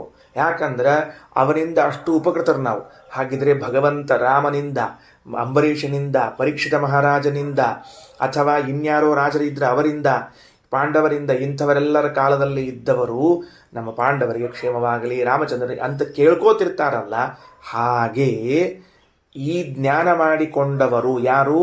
ಏವಂ ವಿಧೆ, ಭಗವಂತ ಸರ್ವಾಶ್ರಯ ಎಂದು ತಿಳಿದುಕೊಂಡ ವ್ಯಕ್ತಿಯ ಬಗ್ಗೆ ಸರ್ವಾಣಿ ಭೂತಾನಿ, ಇನ್ನುಳಿದ ಎಲ್ಲ ಭೂತಗಳು ಕೂಡ ಅರಿಷ್ಟಿಮಿಚ್ಛಂತಿ, ಇವನಿಗೆ ಯಾವುದೇ ತರಹದ ನಾಶವಾಗುವುದು ಬೇಡ, ಎಂದೂ ಕೆಟ್ಟದ್ದಾಗುವುದು ಬೇಡ. ತದ್ವಾ ಏತದ್ ವಿದಿತಂ ಮೀಮಾಂಸಿತಂ. ಹೌದು, ನೀವೇನೋ ಇದನ್ನು ಸುಮ್ಮನೆ ಕೇಳಬೇಕು, ಭಾಗ ಪಾಠ ಅಂತ ತಿಳ್ಕೊಂಡು ಹಿಂಗೆ ಹೇಳಿಕತ್ತಿರೋ, ವಾಸ್ತವಿಕವಾಗಿ ಹಿಂಗದನೋ ಅಂತ ಕೇಳಿದರೆ, ಏತದ್ ವಿದಿತಂ ಮೀಮಾಂಸಿತಂ, ಇದು ಮೀಮಾಂಸಿತಂ ಅಂದರೆ ವಿಚಾರಿಸಲ್ಪಟ್ಟದ್ದು. ಎಲ್ಲ ಋಷಿಗಳು ಸೇರಿಕೊಂಡು ನಿರ್ಣಯ ಮಾಡಿರೋದನ್ನು. ಏನಂತ? ಇದೆಲ್ಲ ವಿಚಾರ ಮಾಡಿ 4 ಋಷಿಗಳು ಸೇರಿಕೊಂಡು ಹೇಗೆ ಅಥಾತೋ ಬ್ರಹ್ಮ ಜಿಜ್ಞಾಸ ಅಂತ ತಿಳಿದುಕೊಂಡು ವೇದವ್ಯಾಸ ದೇವರು ತಿಳಿಸಿಕೊಟ್ರೋ, ಹಂಗೆ ಏತದ್ವಿದಿತಂ ಮೀಮಾಂಸಿತಂ. ಇದು ಋಷಿಗಳ ಪ್ರಪಂಚದಲ್ಲಿ ಮೀಮಾಂಸೆಗೆ ಒಳಪಟ್ಟು, ಚರ್ಚೆಗೆ ಒಳಪಟ್ಟು ನಿರ್ಣಯಿಸಲ್ಪಟ್ಟದ್ದು. ಅಂದಮೇಲೆ ಇದರಲ್ಲಿ ಯಾವ ಸಂದೇಹವನ್ನು ಮಾಡಬಾರದು ಅಂತ ಒಂದು ಘಟ್ಟ ಆಯ್ತು. ಈಗ ನೋಡ್ರಿ, ಅಥೋ ಅಯಂ ವಾ ಆತ್ಮ ಸರ್ವೇಷಾಂ ಭೂತಾನಾಂ ಲೋಕಃ ಸ ಯಜ್ಜುಹೋತಿ ಯದ್ಯಜತೆ ತೇನ ದೇವಾನಾಂ ಲೋಕೋ ಅಥೋ ಯದನುಬ್ರೂತೆ ತೇನ ಋಷೀಣಾಮಥ ಯತ್ ಪಿತೃಭ್ಯೋ ನಿಗೃಣಾತಿ ಯತ್ ಪ್ರಜಾಮಿಚ್ಛತೆ ತೇನ ಪಿತॄಣಾಮಥ ಯನ್ಮನುಷ್ಯಾನ್ ವಾಸಯತೆ ಯದೇಭ್ಯೋ ಅಶನಂ ದದಾತಿ ತೇನ ಮನುಷ್ಯಾಣಾಂ ಅಥ ಯತ್ಪಶುಭ್ಯೋ ತೃಣೋದಕಂ ವಿಂದತೆ ತೇನ ಪಶೂನಾಂ ಯದಸ್ಯ ಗೃಹೇಷು ಶ್ವಾಪದಾ ವಯಾಂಸ್ಯಾಪಿ ಪೀಲಿಕಾಭ್ಯ ಉಪಜೀವಂತಿ ತೇನ ತೇಷಾಂ ಲೋಕೋ ಯಥಾ ಹ ವೈ ಸ್ವಾಯಲೋಕಾಯ ಅರಿಷ್ಟಿಮಿಚ್ಛೇದೇವಂ ಹ ಏವಂ ವಿದೇ ಸರ್ವಾಣಿ ಭೂತಾನಿ ಅರಿಷ್ಟಿಮಿಚ್ಛಂತಿ ತದ್ವಾ ಏತದ್ವಿದಿತಂ ಮೀಮಾಂಸಿತಂ. ಇದಿಷ್ಟು ಒಂದು ಮಂತ್ರ, 10ನೇ ಮಂತ್ರ. ಈಗ ಉಪನಿಷತ್ತಿನ ವಾಕ್ಯವನ್ನು ಓದಿ ಶಬ್ದಾರ್ಥ ಮಾಡಿಕೊಂಡಿದ್ದೇವೆ.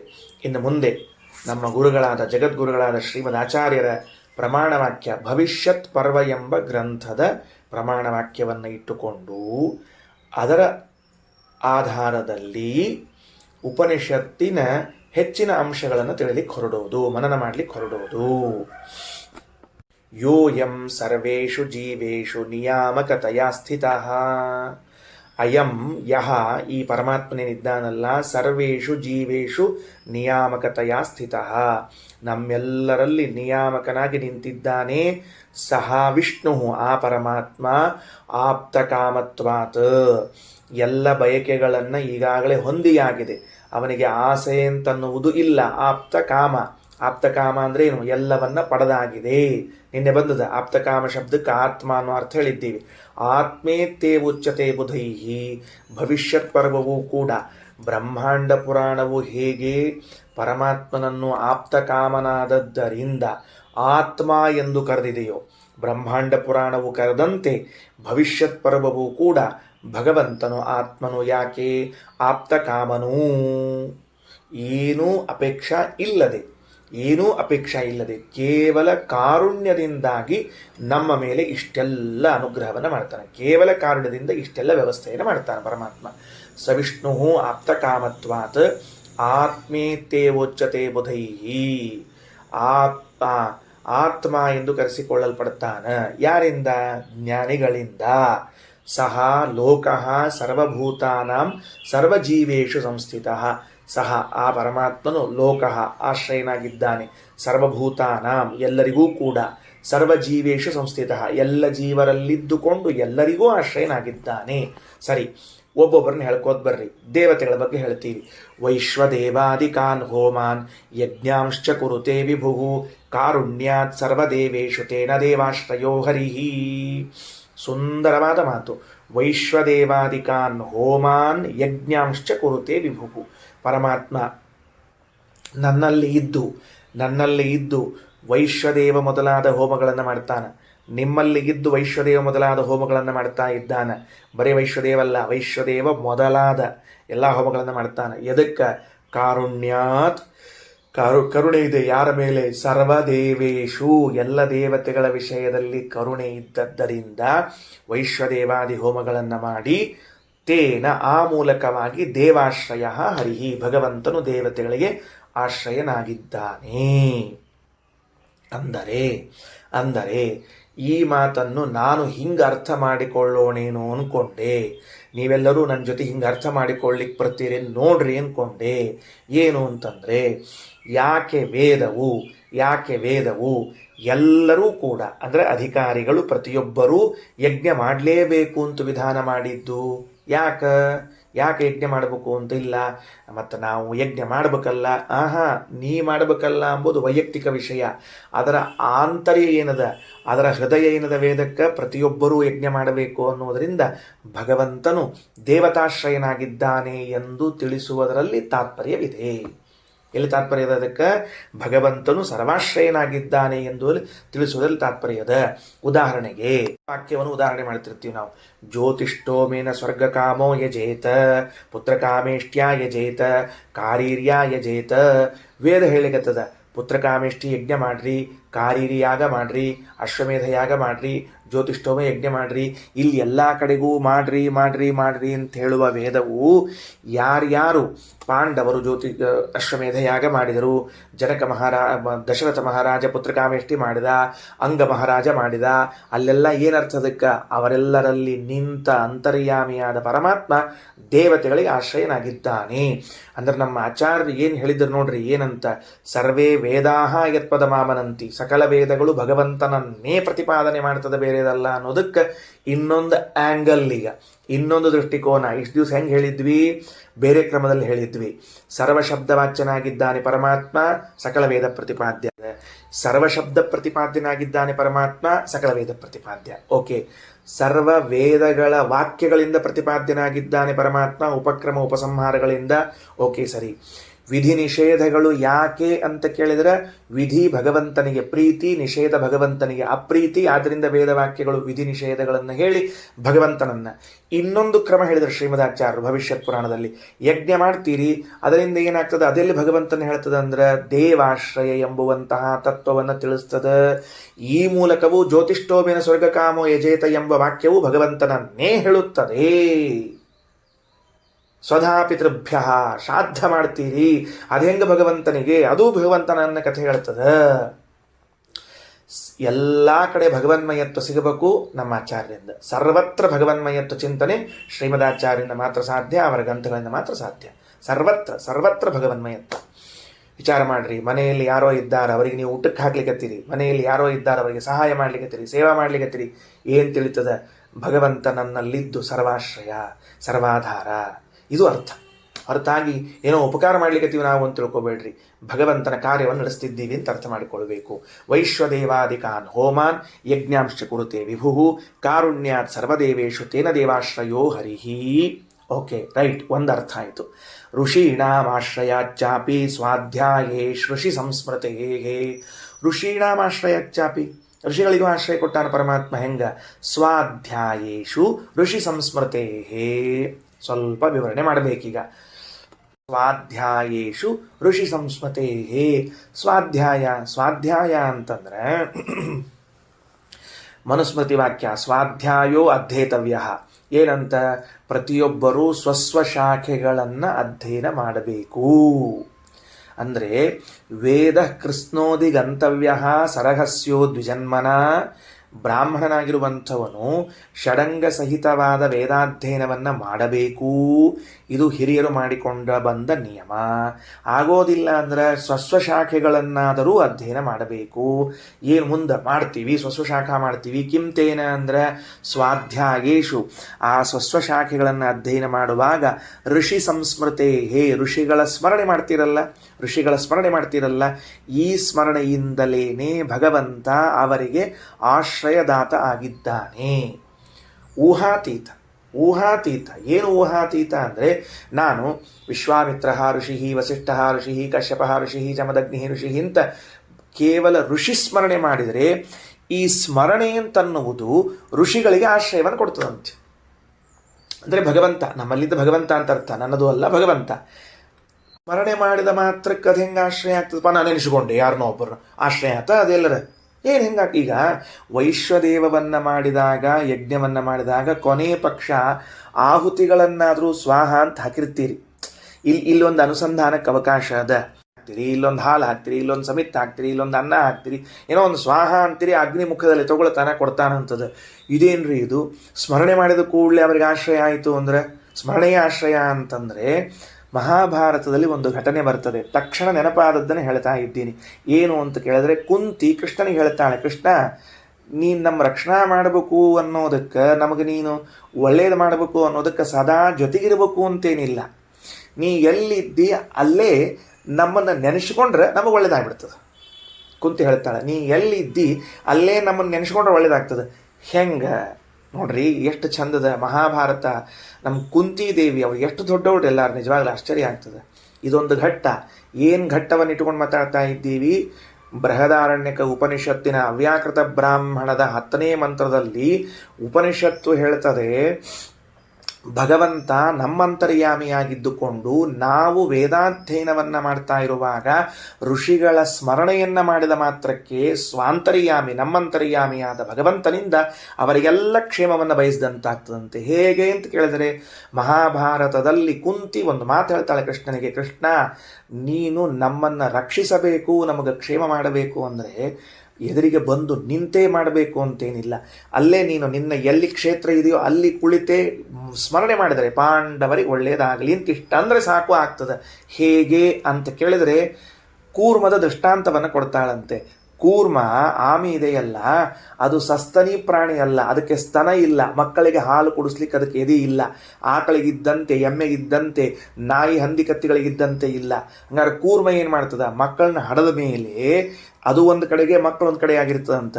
ಅದಕ್ಕೆ ಆ ತಾಯಿ ಕೂರ್ಮ ಸ್ಮರಣೆ ಮಾಡ್ತಾಳಂತ, ನನ್ನ ಮಕ್ಕಳಿಗೆ ಆಹಾರ ಸಿಗಲಿ ಎಂದು ಸ್ಮರಣೆ ಮಾಡಿದ ಕೂಡಲೇ ದೇವರು ಆ ಪ್ರಾಣಿಗಳಿಗೆ ಆಹಾರದ ವ್ಯವಸ್ಥೆ ಮಾಡಿರ್ತಾನಂತೆ. ಇದನ್ನು ದೃಷ್ಟಾಂತ ಕೊಡ್ತಾಳೆ ಕುಂತಿದೇವಿ. ಕೂರ್ಮಕ್ಕೆ ಈ ಶಕ್ತಿ ಕೊಟ್ಟಿದ್ದಿ ನೀನು, ಎಲ್ಲೋ ಇದ್ದು ತಾಯಿ ಕೂರ್ಮ ಸ್ಮರಣೆ ಮಾಡಿದರೆ ಮಗು ಕೂರ್ಮಕ್ಕೆ ಇಷ್ಟು ಸಿಗುತ್ತದೆ ಅಂತಾದರೆ ನನ್ನಂತರ್ಯಾಮಿಯಾದ ಭಗವಂತ ವಸಿಷ್ಠೋ ವಿಶ್ವಾಮಿತ್ರೋ ಋಷಿ ಅಂತ ನನ್ನಿಂದ ಸ್ಮರಣೆ ಮಾಡಿಸಿ ತಾನಂತರ್ಯಾಮಿಯಾಗಿ ಸ್ಮರಣೆ ಮಾಡಿದರೆ ಎಲ್ಲೇ ಇರುವಂತಹ ಋಷಿಗಳಿಗೂ ಕ್ಷೇಮವಾಗ್ತದೆ ಎನ್ನುವಂತಹ ಅತ್ಯದ್ಭುತ ಅಂಶ. ಆದ್ದರಿಂದ ಸಂಧ್ಯಾ ವಂದನೆ ಮಾಡುವಾಗ ಯಾವ ಋಷಿಗಳ ಹೆಸರನ್ನು ಬಿಡಬೇಡ್ರಿ, ಮರಿಬೇಡ್ರಿ, ಎಲ್ಲರ ಹೆಸರು ಹೇಳ್ರಿ. ಕಾರುಣ್ಯಾತ್ ಸರ್ವದೇವೇಶು ತೇನ ದೇವಾಶ್ರಯೋ ಹರಿ ಋಷೀಣಾಮಾಶ್ರಯಾಚ್ಚಾಪಿ ಸ್ವಾಧ್ಯಾಯೇಶ್ ಋಷಿ ಸಂಸ್ಮೃತೇ. ಪಿತೃಗಳಿಗೆ ಹೆಂಗ ಆಶ್ರಯನಾಗಿದ್ದಾನೆ ಪರಮಾತ್ಮ? ಸಹಿ ಜೀವೇಶು ಸಂವಿಷ್ಟ ಪಿಂಡಂ ಪುತ್ರ ಜನಿಂ ತಥಾ ಯತ್ ಕರೋತಿ ಪಿತೃಣಾಂಚ ಸಂಶಯಸ್ತತಯೇವ ಸಹ. ಸಹಿ ಜೀವೇಶು ಸಂವಿಷ್ಟ, ನಮ್ಮಲ್ಲಿದ್ದಾನೆ ಭಗವಂತ ಇದ್ದು ಪಿಂಡಂ, ಯಾರ್ಯಾರು ಅಧಿಕಾರಿಗಳಿದ್ದಾರೆ ಅವರು ತಮ್ಮ ತಮ್ಮ ತಂದೆಗಳಿಗೆ ಪಿಂಡ ಪ್ರದಾನವನ್ನ ಮಾಡಿದಾಗ ಅದು ಕೇವಲ ತಂದೆಗೆ ಅಲ್ಲ, ಪಿತೃದೇವತೆಗಳೇನಿದ್ದಾರಲ್ಲ, ಚಿರಪಿತೃಗಳು ಅಂತೇನಿದ್ದಾರೆ ಆ ಎಲ್ಲ ಪಿತೃಗಳಿಗೂ ಹೋಗಿ ಮುಟ್ತದ ಅಲ್ರಿ ಆಚಾರ. ನಾವು ಮಾಡೋದು ವರ್ಷಕ್ಕೊಂದು ಶ್ರಾದ್ದ, ಪಾಪ ಆ ವರ್ಷದ ತನಕ ಅವ್ರು ಖಾಲಿ ಕೊಡ್ಬೇಕೇನು? ಅದಕ್ಕೆ ಹೇಳಿದ್ದು ಸರ್ವಾಂತರ್ಯಾಮಿ ಅಂತ. ನೀ ಮಾಡೋ ಒಂದು ದಿವಸದ ಶ್ರಾದ್ದದಿಂದ ಏನಾಗಬೇಕಾಗಿದೆ, ಪ್ರತಿಯೊಬ್ಬರೂ ಪ್ರತಿನಿತ್ಯದಲ್ಲಿ ಮಾಡುವ ಶ್ರಾದ್ದದಿಂದ ಅವ್ರ ವ್ಯವಸ್ಥೆಯನ್ನು ಹೇಳಿದ್ದಾರೆ. ಅಂದ್ರೆ ಪಿತೃಗಳಿಗೆ ಯಾವಾಗ ವರ್ಷಕ್ಕೊಮ್ಮೆ ಮಾಡಿದ್ರೆ ಉಳಿದ ದಿವಸ ಏನು ಮಾಡ್ಬೇಕು ಅವ್ರು? 359 ದಿವಸ. ಇವತ್ತು ನೀ ಮಾಡಿದಿ, ನಾಳೆ ಇನ್ನೊಬ್ಬ ಮಾಡ್ತಾನೆ, ನಾಳೆ ಇನ್ನೊಬ್ಬ ಮಾಡ್ತಾನೆ. ಒಬ್ಬೊಬ್ಬರಲ್ಲಿ ಸರ್ವಾಂತರ್ಯಾಮಿ. ಅದಕ್ಕೆ ಶಾಸ್ತ್ರ ಸರ್ವಾಂತರ್ಯಾಮಿ, ಎಲ್ಲರ ಅಂತರ್ಯಾಮಿಯಾಗಿ ಭಗವಂತ ಎಲ್ಲರಿಗೂ ಆಶ್ರಯ ನೀಡುತ್ತಾನೆ. ಶ್ರಾದ್ದ ಮಾಡಿದಾಗ ನಾವಿಷ್ಟು ಅನುಸಂಧಾನ ಮಾಡಬೇಕು, ನನ್ನ ಅಂತರ್ಯಾಮಿಯಾದ ಭಗವಂತ ಪಿತೃಗಳಿಗೆ ಆಶ್ರಯನಾಗಿದ್ದಾನೆ, ಸರ್ವಾಧಾರ ಸರ್ವಾಶ್ರಯ ಅಂತನೂ ಚಿಂತನೆಯನ್ನು ಮಾಡಬೇಕು. ಇನ್ನು ಪುತ್ರಜನಿಂ, ಸಂತಾನೋತ್ಪತ್ತಿಯಾದಾಗಲೂ ಭಗವಂತ ಸರ್ವಾಧಾರ ಪಿತೃಗಳಿಗೆ ಆಶ್ರಯ ಅಂತ ತಿಳಿಯಬೇಕು. ಯತ್ ಕರೋತಿ ಪಿತೃಣಾಂಚ ಸಂಶಯಸ್ತತಯೇವ ಸಹ, ಇದರಿಂದ ಪಿತೃಗಳಿಗೆ ಆಶ್ರಯವಾಗ್ತದೆ. ತೃಣೋದಕಾದಿದಾನೇನ ಪಶೂನಾಮನ್ನತೋ ನೃಣಾಂ, ತೃಣ ಉದಕ ಹುಲ್ಲು ನೀರು ಕೊಡುವುದರಿಂದಾಗಿ ಪಶೂನಾಂ ಪಶುಗಳಿಗೆ, ಅನ್ನತಃ ಅನ್ನದಿಂದಾಗಿ, ನೃಣಾಂ ಮನುಷ್ಯರಿಗೆ, ಉಪಕಾರಾಚ್ಚ ಸರ್ವೇಷಾಂ ಪ್ರಾಣಿನಾಮಾಶ್ರಯೋ ಹರಿಹಿ, ಹೀಗೆ ಎಲ್ಲರಿಗೂ ಉಪಕಾರ ಮಾಡ್ತಾ ಇದ್ದುದರಿಂದ ಭಗವಂತ ಸರ್ವಾಶ್ರಯನಾಗಿದ್ದಾನೆ. ಯಜ್ಞಾದೀನ್ ದೇವತಾದೀನಾಂ ಅನ್ನತ್ವೇನ ಪುರೈವಯತ ಬ್ರಹ್ಮಾದ್ಯೈರರ್ಥಿತಃ ಪ್ರಾದಾತ್ ಕ್ಷೀರಾಬ್ಧೇ ಸ್ತಟ ಉತ್ತರೇ. ಏನಾಯಿತು ಅಲ್ರಿ? ಈಗ ಮನುಷ್ಯರಿಗೆ ಅನ್ನ ಕೊಡ್ತಾರೆ, ಪಶುಪ್ರಾಣಿಗಳಿಗೆ ತೃಣೋದಕಗಳನ್ನು ಕೊಡ್ತಾರೆ, ಪಿತೃಗಳಿಗೆ ಪಿಂಡವನ್ನು ಕೊಡ್ತಾರೆ. ಇದೊಂದು ಅನ್ನ ಅನ್ನಬಹುದು. ಯಜ್ಞದಲ್ಲಿ ಹಾಕಿದ ಆಹುತಿಗಳೆಲ್ಲ ಅನ್ನ ಅಂತ ಹೆಂಗಾಗಬೇಕು ಅಂದರೆ ಅದು ಹೆಂಗೆ ಅನ್ನ ಆಗ್ತದೆ ಅಂದರೆ ಯಜ್ಞಾದೀನ್ ದೇವತಾದೀನಾಂ ಅನ್ನತ್ವೇನ ಪುರೈವಯತ, ಬ್ರಹ್ಮಾದಿ ದೇವತೆಗಳೆಲ್ಲ ಹಿಂದಕ್ಕೆ ಕ್ಷೀರಸಾಗರದ ದಂಡೆಯ ಮೇಲೆ ನಿಂತುಕೊಂಡು ಭಗವಂತನಲ್ಲಿ ಪ್ರಾರ್ಥನಾ ಮಾಡಿದರು.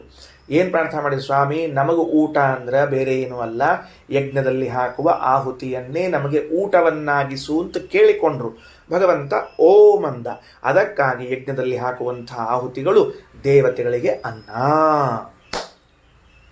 ಶ್ರೀಮದಾಚಾರ್ಯ ಸ್ಪಷ್ಟೀಕರಣ ಎಷ್ಟು ಸ್ಪಷ್ಟ ಇರ್ತದೆ ನೋಡ್ಕೊಳ್ರಿ. ಒಂದೊಂದು ಅಂಶವನ್ನು ಬಿಡಿಸಿ ಬಿಡಿಸಿ ಬಿಡಿಸಿ ಬಿಡಿಸಿ ಹೇಳೋದು. ಸರ್ವಾಶ್ರಯ ದೇವತೆಗಳಿಗೆ ಹೆಂಗ, ಋಷಿಗಳಿಗೆ ಹೆಂಗ, ದೇವತೆಗಳಿಗೆ ಯಜ್ಞದಲ್ಲಿ ಕೊಟ್ಟ ಆಹುತಿಗಳು ಅನ್ನ ಹೆಂಗ ಕೇಳಿಕೊಂಡ್ರವರು ದೇವತೆಗಳು. ಬ್ರಹ್ಮಾದ್ಯೈರರ್ಥಿತ ಪ್ರಾದಾತ್, ಬ್ರಹ್ಮಾದಿಗಳು ಪ್ರಾರ್ಥನಾ ಮಾಡಿಕೊಂಡ್ರು. ಎಲ್ಲಿ? ಕ್ಷೀರಾಬ್ಧೇ ಸ್ತಟ ಉತ್ತರೇ, ಕ್ಷೀರಸಾಗರದ ಉತ್ತರ ಪ್ರದೇಶದಲ್ಲಿ. ಅತಶ್ಚ ಏನಾಯ್ತು? ಬ್ರಹ್ಮ ಯಜ್ಞಾದೀನ್ ದೇವತಾದೀನಾಂ ಅನ್ನತ್ವೇನ ಪುರೈವಯತ.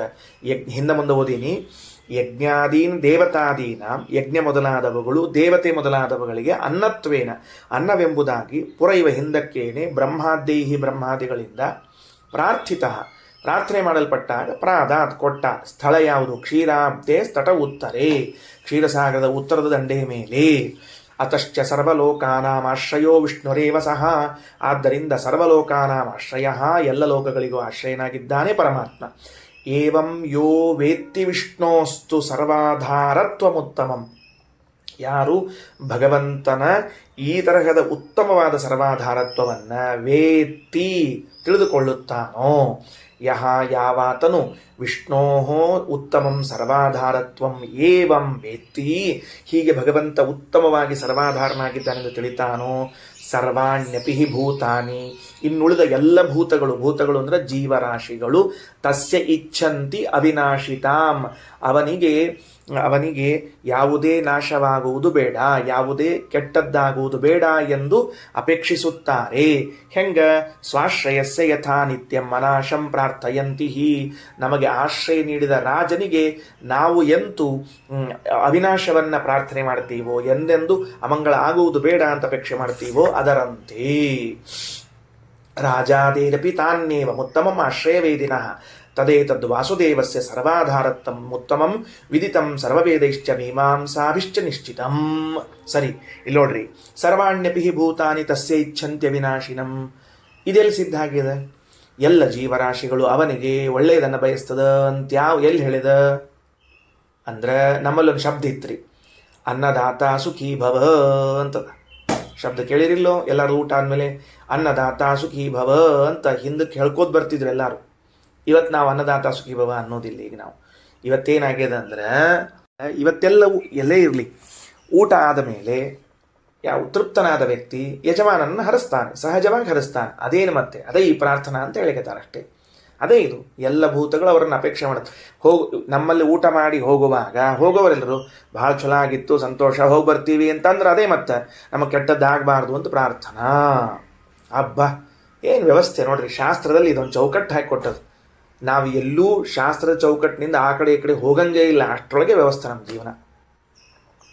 ವಸ್ತ್ರ ಕೊಟ್ರಿ, ಒಳ್ಳೆ ವಸ್ತ್ರ ಕೊಟ್ರಿ ಅಂತ ಇಟ್ಕೊಳ್ರಿ, ತೃಪ್ತನಾದ ವಸ್ತ್ರ ತಗೊಂಡು ಆಹಾ ಒಳ್ಳೇದಾಗ್ಲಪ್ಪ ಅಂತಂತಾನಲ್ಲ, ಅದೇ ಸರ್ವಾಣ್ಯಪಿ ಭೂತಾನಿ ತಸ್ಯೇಚ್ಛಂತ್ಯ ವಿನಾಶಿತಾಂ ಸ್ವಾಶ್ರಯಸ್ಯ ಯಥಾ ನಿತ್ಯಂ ಅನಾಶಂ ಪ್ರಾರ್ಥಯಂತಿ, ತನಗೆ ಆಶ್ರಯ ನೀಡಿದ ವ್ಯಕ್ತಿಗೆ ಎಂದೂ ಕೆಟ್ಟದ್ದಾಗುವುದು ಬೇಡ ಅಂತ ಅಪೇಕ್ಷೆ ಮಾಡಿದಂತೆ, ರಾಜಾದೇರಪಿ ತಾನ್ಯೇವ, ರಾಜಾದಿಗಳಿಗೂ ಅವೇ ಭೂತಗಳ ಅಪೇಕ್ಷೆ ಮಟ್ಟಂತೆ, ಉತ್ತಮಂ ಆಶ್ರಯವೇದಿನಃ, ಉತ್ತಮವಾದ ಆಶ್ರಯವನ್ನು ತಿಳಿದುಕೊಂಡವರು, ಭಗವಂತ ನಮಗೆ ಸರ್ವಾಧಾರನಾಗಿದ್ದಾನೆ ಎಂದು ತಿಳಿದವರು, ತದೇತದ್ ವಾಸುದೇವ ವಿದಿತಂ ಸರ್ವವೇದೈಶ್ಚ, ಇದು ಸಕಲ ವೇದಗಳಲ್ಲೂ ತಿಳಿಯಲ್ಪಟ್ಟದ್ದು, ಮೀಮಾಂಸಾಭಿಶ್ಚ ನಿಶ್ಚಿತಂ, ಎಲ್ಲ ಋಷಿಗಳ ಮೀಮಾಂಸೆಯಿಂದಲೂ ನಿಶ್ಚಿತವಾದದ್ದು, ಅಂದ್ರೆ ನಿರ್ಣಯಿಸಲ್ಪಟ್ಟದ್ದು. ಇತಿ ಭವಿಷ್ಯತ್ ಪರ್ವಣಿ, ಇಷ್ಟು ಭವಿಷ್ಯತ್ ಪರ್ವ ಆಯಿತು. ಸರಿ ಆಚಾರ, 3 ರೀತಿಯಿಂದ ಭಗವಂತ ಸರ್ವಾಧಾರನಾಗ್ಯಾನ ಅಂತ ಬರೆಸಿದ್ರಿ. ಒಂದಾತೀಗ 2, 3 ಯಾವಾಗ ಹೇಳೋರು? ಒಂದೇನಾತು? ಸರ್ವಜೀವಾಂತರ್ಯಾಮಿಯಾದ ಭಗವಂತನೂ ಆಶ್ರಯ ನೀಡಿದ್ದಾನೆ, ಡನ್ ಡನ ಡನ್. ಮುಂದೇನೀಗ? ರಾಮಕೃಷ್ಣಾದ್ಯವತಾರ ರೂಪಗಳಿಂದ ಸರ್ವಾಧಾರನಾಗ್ಯಾನ ಎಲ್ಲದ ತೋರಿಸಿ ನೋಡಂತ ಬೇಕಲ್ಲ, ಮತ್ತೆ ಸರ್ವಾಧಾರನಾಗಿದ್ದಾನೆ ಎಂಬುದು ತೋರಿಸ್ತೀವಿ, ಮೂಲ ರೂಪದಲ್ಲಿ ತೋರಿಸ್ತೀವಿ. ಹಬ್ಬ, ಮೂಲ ರೂಪದಲ್ಲೂ ಸರ್ವಾಧಾರನಾಗ್ಯಾನ ಅಂತ ತೋರಿಸ್ತೀರಾ? ಹೌದು, ತಗೊಳ್ರಿ. ಈಗ ಪದ್ಮಪುರಾಣದ ವಾಕ್ಯ ಕೆಳಗಿನ ಭಾಷ್ಯದಲ್ಲಿ ಶ್ರೀಮದಾಚಾರ್ಯರು ಏನಂದಾರ? ಅವತಾರ ರೂಪಗಳಲ್ಲಿ ಭಗವಂತನು ಹೇಗೆ ಸರ್ವಾಧಾರನಾಗಿದ್ದಾನೆ ಅಂತ ತಿಳಿಸ್ತೀವಿ. ಮೂಲ ರೂಪದಲ್ಲಲ್ಲ. ಈಗ ಅಂತರ್ಯಾಮಿ ರೂಪ ಮುಗಿತು, ಅವತಾರ ರೂಪಕ್ಕೆ ಬಂತು. ಸರ್ವಾಂತರ್ಯಾಮಿಯಾಗಿ ಎಲ್ಲ ಜೀವರಾಶಿಗಳಿಗೂ ಭಗವಂತ ಆಶ್ರಯನಾಗಿದ್ದಾನೆ ಎಂಬ ಭಾಗವನ್ನು ಬೃಹದಾರಣ್ಯಕ ಉಪನಿಷತ್ತಿನಲ್ಲಿ ಮೂಲತಃ ಭಗವಂತ ಲಕ್ಷ್ಮೀದೇವಿ ಹಾಗೂ ಭಗವಂತ ಬ್ರಹ್ಮದೇವರಿಗೂ ಬ್ರಹ್ಮದೇವರು, ಸೂರ್ಯನಿಗೂ ಸೂರ್ಯನು, ಕಣ್ವರು ಯಾಜ್ಞವಲ್ಕ್ಯರಿಗೂ ಹಿಂಗೇನು ಹೇಳ್ಕೊಂಡು ಬಂದದ್ದದ ಅಂದರೆ ಯಾಜ್ಞವಲ್ಕ್ಯರಿಂದ ಕಣ್ವರಿಗೂ ಅದೆಲ್ಲ ಉಪನಿಷತ್ತಿನ ಪರಂಪರೆಯನ್ನು ಸ್ಮರಣೆ ಮಾಡಿದರೆ ಅವರೆಲ್ಲ ನಮಗೆ ಹೆಂಗೆ ಮಾರ್ಗದರ್ಶಕರಾಗಿದ್ದಾರೆ ಅಂತ ತಿಳಿದು ಬರ್ತದೆ. ಈಗ ಅವತಾರ ಏನು? ಕಿಂತು ಬ್ರಹ್ಮಾದಿಭಿರ್ದೇವೈಹಿ, ಇದು ಪದ್ಮಪುರಾಣದಲ್ಲಿ ರುದ್ರದೇವರು ಉಮಾದೇವಿಗೆ ಹೇಳುವ ಮಾತು. ಯಾರ್ಯಾರಿಗೆ ಹೇಳಿದರು? ಉಮಾದೇವಿಯನ್ನು ಕುರಿತು ರುದ್ರದೇವರು ಹೇಳುವಂಥ ಮಾತು. ಕಿಂತು ಬ್ರಹ್ಮಾದಿಭಿರ್ದೇವೈಹಿ ಪುರಾ ದೃಷ್ಟ್ವಾ ನಿರಂಹಸಃ ನಿರ್ಭಯಾನ್ ವಿಷ್ಣುನಾಂ ನೈವ ಯಥೇಷ್ಟಂ ಪದಮಾಗತಾನ್.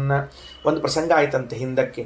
ಏನಾಯಿತು ಅಂದರೆ, ಈ ಬ್ರಹ್ಮಾದಿ ದೇವತೆಗಳೆಲ್ಲ ತಮ್ಮ ತಮ್ಮ ಪದವಿಯನ್ನು ಹೊಂದಿದರಂತೆ. ನೆನಪಿಟ್ಟುಕೊಳ್ಳ್ರಿ, ಈ ಮಾತನ್ನು ಹೇಳುತ್ತಿರುವರು ರುದ್ರದೇವರು. ಯಾರಿಗೆ ಹೇಳುತ್ತಿದ್ದಾರೆ? ಪಾರ್ವತಿಗೆ ಹೇಳುತ್ತಿದ್ದಾರೆ. ನೋಡು ಉಮಾ, ನಾವೆಲ್ಲ ಇದ್ದೀವಲ್ಲ, ಬ್ರಹ್ಮದೇವರು, ರುದ್ರದೇವರು, ಗರುಡದೇವರು, ವಿಶೇಷದೇವರು ಅಂತ ಏನೇನು ದೇವತೆಗಳಿದ್ದೀವಿ, ನಾವೆಲ್ಲರೂ ಕೂಡ ಹೀಗೆ ನಿಷ್ಪಾಪಿಗಳಾಗಿ ನಿರ್ಭಯರಾಗಿ ನಮ್ಮ ಪದಗಳನ್ನು ಹೊಂದಲಿಕ್ಕೆ ಏನು ಕಾರಣ ಅಂತ ತಿಳ್ಕೊಂಡು ಏನು ಅನ್ಕೊಂಡೆ ನಿನಗೆ ಗೊತ್ತದೆ ಹೇಳೋಣ ಅಂತ. ರುದ್ರದೇವರಿದ್ದೇನೆ, ನಾನು ಈ ರುದ್ರ ಪದವಿಯನ್ನು ಹೊಂದಿದ್ದೇನೆ, ಪಾಪರಹಿತನಾಗಿದ್ದೇನೆ, ಭಯರಹಿತನಾಗಿದ್ದೇನೆ, ಪದವಿಯಲ್ಲಿ ಆನಂದದಿಂದ ಇದ್ದೇನೆ, ಇದಕ್ಕೇನು ಕಾರಣ ಅಂತ ತಿಳ್ಕೊಂಡು. ಚತುರ್ಮುಖ ಇದ್ದಾರೆ, ಅವರು ತಮ್ಮ ಪದವಿಯನ್ನು ಹೊಂದಿದ್ದಾರೆ, ನಿಷ್ಪಾಪಿಗಳಾಗಿದ್ದಾರೆ, ವಾಯುದೇವರಿದ್ದಾರೆ. ಇವರೆಲ್ಲರೂ ತಮ್ಮ ಪದವಿಗಳನ್ನು ಹೊಂದುವುದಕ್ಕೆ ಏನು ಮಾಡಿದ್ದಾರೆ ಅನ್ಕೊಂಡು. ಕಿಂತು ಬ್ರಹ್ಮಾದಿಭಿರ್ದೇವೈ ಪುರಾ ದೃಷ್ಟ್ವಾ ನಿರಂಹಸಃ ನಿರ್ಭಯಾನ್ ವಿಷ್ಣುನಾಮ್ನೈವ ಯಥೇಷ್ಟಂ ಪದಮಾಗತಾನ್. ಆಹಾ, ಕೇವಲ ಭಗವಂತನ ನಾಮದಿಂದಾಗಿ ಇಷ್ಟನ್ನು ಪಡೆದಿದ್ದಾರೆ. ನಮಗಿದು ಊಹಾತೀತ, ಬರುವುದೇ ಇಲ್ಲ ತಲೆಯಲ್ಲಿ. ಯಾಕಂದ್ರೆ ಒಂದು ವಿಷ್ಣುನಾಮಕ್ಕೆ ಇಷ್ಟು ಸಾಮರ್ಥ್ಯ ಅದ ಅಂತ ತಿಳಿಲಿಕ್ಕೆ ಒಂದು ಜನ್ಮ ಹೋಗ್ತದೆ ನಮಗೆ. ನೋಡ್ರಿ, ವಿಷ್ಣು ನಾಮ್ನೈವ, ಭಗವಂತನ ನಾಮದಿಂದಲೇ ಯಥೇಷ್ಟಂ ಪದಮಾಗತ, ಇಷ್ಟದ್ಭುತವಾದ ಪದವಿಯನ್ನು ಹೊಂದಿದ್ದಾರೆ. ಈ ವಿಷ್ಣು ನಾಮ್ನೈವ ಅಂತಂದದ್ದಕ್ಕೆ ನಾನು ಸುಮ್ಮನೆ ಪೆಟ್ಟಿಗೆ ಬಿಚ್ಚಿದ್ರೆ ಮತ್ತೊಂದು ಅರ್ಧ ಗಂಟೆ ಹೋಗ್ತದೆ, ಅದಕ್ಕೆ ಬೇಡ ಅಂತ ಮುಂದೆ ಹೊಂಟೀನಷ್ಟ. ಯಾಕೆ ನಾವು ಕೂಡಿ ಓದೀವಿ ಈಗಾಗಲೇ ಆ ವಿಷ್ಣು ನಾಮ್ನೈವ ಎಂಬುದನ್ನು. ಎಲ್ಲಿ ಓದಿದ್ದೀವಿ ಅಂದರೆ ಐತರೇಯ ಉಪನಿಷತ್ತಿನಲ್ಲಿ. ಆ ಐತರೇಯ ಉಪನಿಷತ್ತು ಮಹೈತರೇಯ ಉಪನಿಷತ್ತಾದದ್ದು ಎರಡು ಕಾರಣದಿಂದ. ಒಂದು ಏನಂತರದಕ್ಕೆ ಆತ್ಮೋಪನಿಷತ್ತು, ಇನ್ನೊಂದು ಸಂಹಿತೋಪನಿಷತ್ತು ಅಂತ ಎರಡು ಭಾಗ. ಆ ಸಂಹಿತೋಪನಿಷತ್ತಿನ ಕೊನೆ ಭಾಗದಲ್ಲಿ ವಿಷ್ಣು ಅನ್ನುವ ನಾಮದ ಮಹಿಮಾ ಹೇಳ್ಯಾರ. ಎಲ್ಲದ ಅಂದ್ರೆ ವೇದದಲ್ಲಿ ಹೇಳುವಂತಹ ಪೂರ್ವವರ್ಣ, ಉತ್ತರವರ್ಣ, ಸಂಧಿ, ಸಂಧಾನ ಇಲ್ಲಿ ಏನಿರ್ತದ ಅಂತ ತಿಳ್ಕೊಂಡಿದ್ದೀರಿ, ವಿಷ್ಣು ನಾಮ ಇರ್ತದ ಅಂತ ಹೇಳ್ಯಾರ. ಹಾಗಾದ್ರೆ ವಿಷ್ಣು ನಾಮ್ನೈವ ಅಂದ್ರೆ ಅಲ್ಲಿಗೆ ಹೋದ್ವಿ ಮತ್ತೆ ನಾವೀಗ ಅದಷ್ಟನ್ನು ಕರ್ಕೊಂಬರ್ಬೇಕು. ಅದರಿಂದ ಇಷ್ಟನ್ನು ತಿಳ್ಕೊಂಡಿದ್ದೀವಿ ಅಂತ ಮುಂದೆ ಹೋಗೋಣಂತೆ. ಅಲಬ್ಧ್ವಾಚ ಆತ್ಮನಃ ಪೂಜಾ, ಈಗೇನಾಯ್ತು, ಅಲ್ಲಿ ಶಬ್ದ ನೋಡ್ಕೊಳ್ರಿ. ನಿರಂಹಸಃ ಅನ್ನೋದಕ್ಕೆ ಪಾಪರಹಿತರಾದ, ನಿರ್ಭಯಾನ್ ಭಯರಹಿತರಾದ. ಅಂಹಸ್ ಅಂದ್ರೆ ಪಾಪ, ಅಂಹಸ್ ಅಂದ್ರೆ ಪಾಪ, ಅಂಹಸಃ ನಿರಂಹಸಃ ಅಂದ್ರೆ ಪಾಪರಹಿತರಾದ, ನಿರ್ಭಯಾನ್ ಭಯರಹಿತರಾದ ವಿಷ್ಣುನಾಮ್ನೈವ ಯಥೇಷ್ಟಂ ಪದಮಾಗತ. ಸರಿ, ತಾವೇನೋ ಸುರಕ್ಷಿತ ಆಗಿಬಿಟ್ರು. ಆದರೆ ತಮ್ಮ ಪೂಜಾ ಯಾರು ಮಾಡೋರು ಬಂತಲ್ಲ ಪ್ರಶ್ನೆ. ತನ್ನ ಪೂಜೆ ಯಾರು? ನಾನು ಬ್ರಹ್ಮದೇವರು, ನನ್ನ ಪೂಜೆ ಯಾರು ಮಾಡಬೇಕು? ರುದ್ರದೇವರಂದ್ರೆ ನನ್ನ ಪೂಜೆ ಯಾರು ಮಾಡಬೇಕು? ನಾವೆಲ್ಲ ಭಗವಂತನ ಆರಾಧನೆಯನ್ನು ಮಾಡಿ ಅವನ ಅನುಗ್ರಹದಿಂದ ಪಡೆದು ಬಿಟ್ಟಿವು, ಉತ್ತಮವಾದ ಪದವಿಯನ್ನು ಪಡೆದು ಬಿಟ್ಟಿವು. ನಮ್ಮ ಪೂಜಾ ಯಾರು ಮಾಡಬೇಕು? ರೀ ನಿಮ್ದು ಯಾಕ್ರಿ ಪೂಜಾ? ನಮ್ಮದು ಪೂಜೆ ಬೇಕಪ್ಪ. ಯಾಕ್ರಿ ಅಂತ ನಮ್ಗೆ ಬೇಕಷ್ಟೇ ಈಗ. ಸರಿ, ಏನಾತ್ ನೋಡಂತ. ಅಲಬ್ಧ್ವಾಚ ಆತ್ಮನಃ ಪೂಜಾ ಸಮ್ಯಗಾರಾಧಿತೋ ಹರಿಹಿ. ನಮ್ಮ ಪೂಜೆಗಳು ಲೋಕದಲ್ಲಿ ಆಗುತ್ತಿಲ್ಲ ಎಂಬುದನ್ನು ಮನವರಿಕೆ ಮಾಡಿಕೊಂಡ ದೇವತೆಗಳು ಮತ್ತೊಂದು ಬಾರಿ ಭಗವಂತನನ್ನು ಆರಾಧನಾ ಮಾಡಿದರು, ಸ್ಪೆಷಲ್ ಆಗಿ. ಎದಕ್ಕೆ? ಇವತ್ತೇನು ತಪಸ್ಸಿಗೆ ಕೂತಾರ ನೋಡ್ರಿ, ಈಗ ಇವತ್ತಿನಿಂದ ಇನ್ನೊಂದು 10 ವರ್ಷ ತಪಸ್ಸು ಮಾಡ್ತಾರೆ ರುದ್ರದೇವರು, ಬ್ರಹ್ಮದೇವರು, ಗರುಡದೇವರು. ಅಂದರೆ ಎದಕ್ಕೆ ಅಂದ್ರೆ ಲೋಕದಲ್ಲಿ ನಮ್ಮ ಆರಾಧನೆಯಾಗುವಂತೆ ವರ ಕೊಡು ಅಂತ ಕೇಳಲಿಕ್ಕೆ. ಅಡ್ಡಿ ಹೋಗಲಿ. ಮಯ ಅಲಬ್ಧ್ವಾಚ ಆತ್ಮನಃ ಪೂಜಾಂ ಸಮ್ಯಗಾರಾಧಿತೋ ಹರಿ ಮಯಾಚ ಅಸ್ಮಾದಪಿ ಶ್ರೇಷ್ಠಂ ವಾಂಚತ ಅಹಂಕೃತಾತ್ಮನ. ರುದ್ರದೇವರಂತಾರ, ಪಾರ್ವತಿ, ನಾನು ಅಹಂಕೃತಾತ್ಮನ, ಅಹಂಕಾರ ತತ್ವಾಭಿಮಾನಿಯಾದ ನಾನು ಈ ಭಗವಂತನಿಗಿಂತಲೂ ಲೋಕದಲ್ಲಿ ಶ್ರೇಷ್ಠನೆನಿಸಿಕೊಳ್ಳಬೇಕು ಅನ್ನುವುದಕ್ಕೂ ತಪಸ್ಸು ಮಾಡಿದ್ದೆ.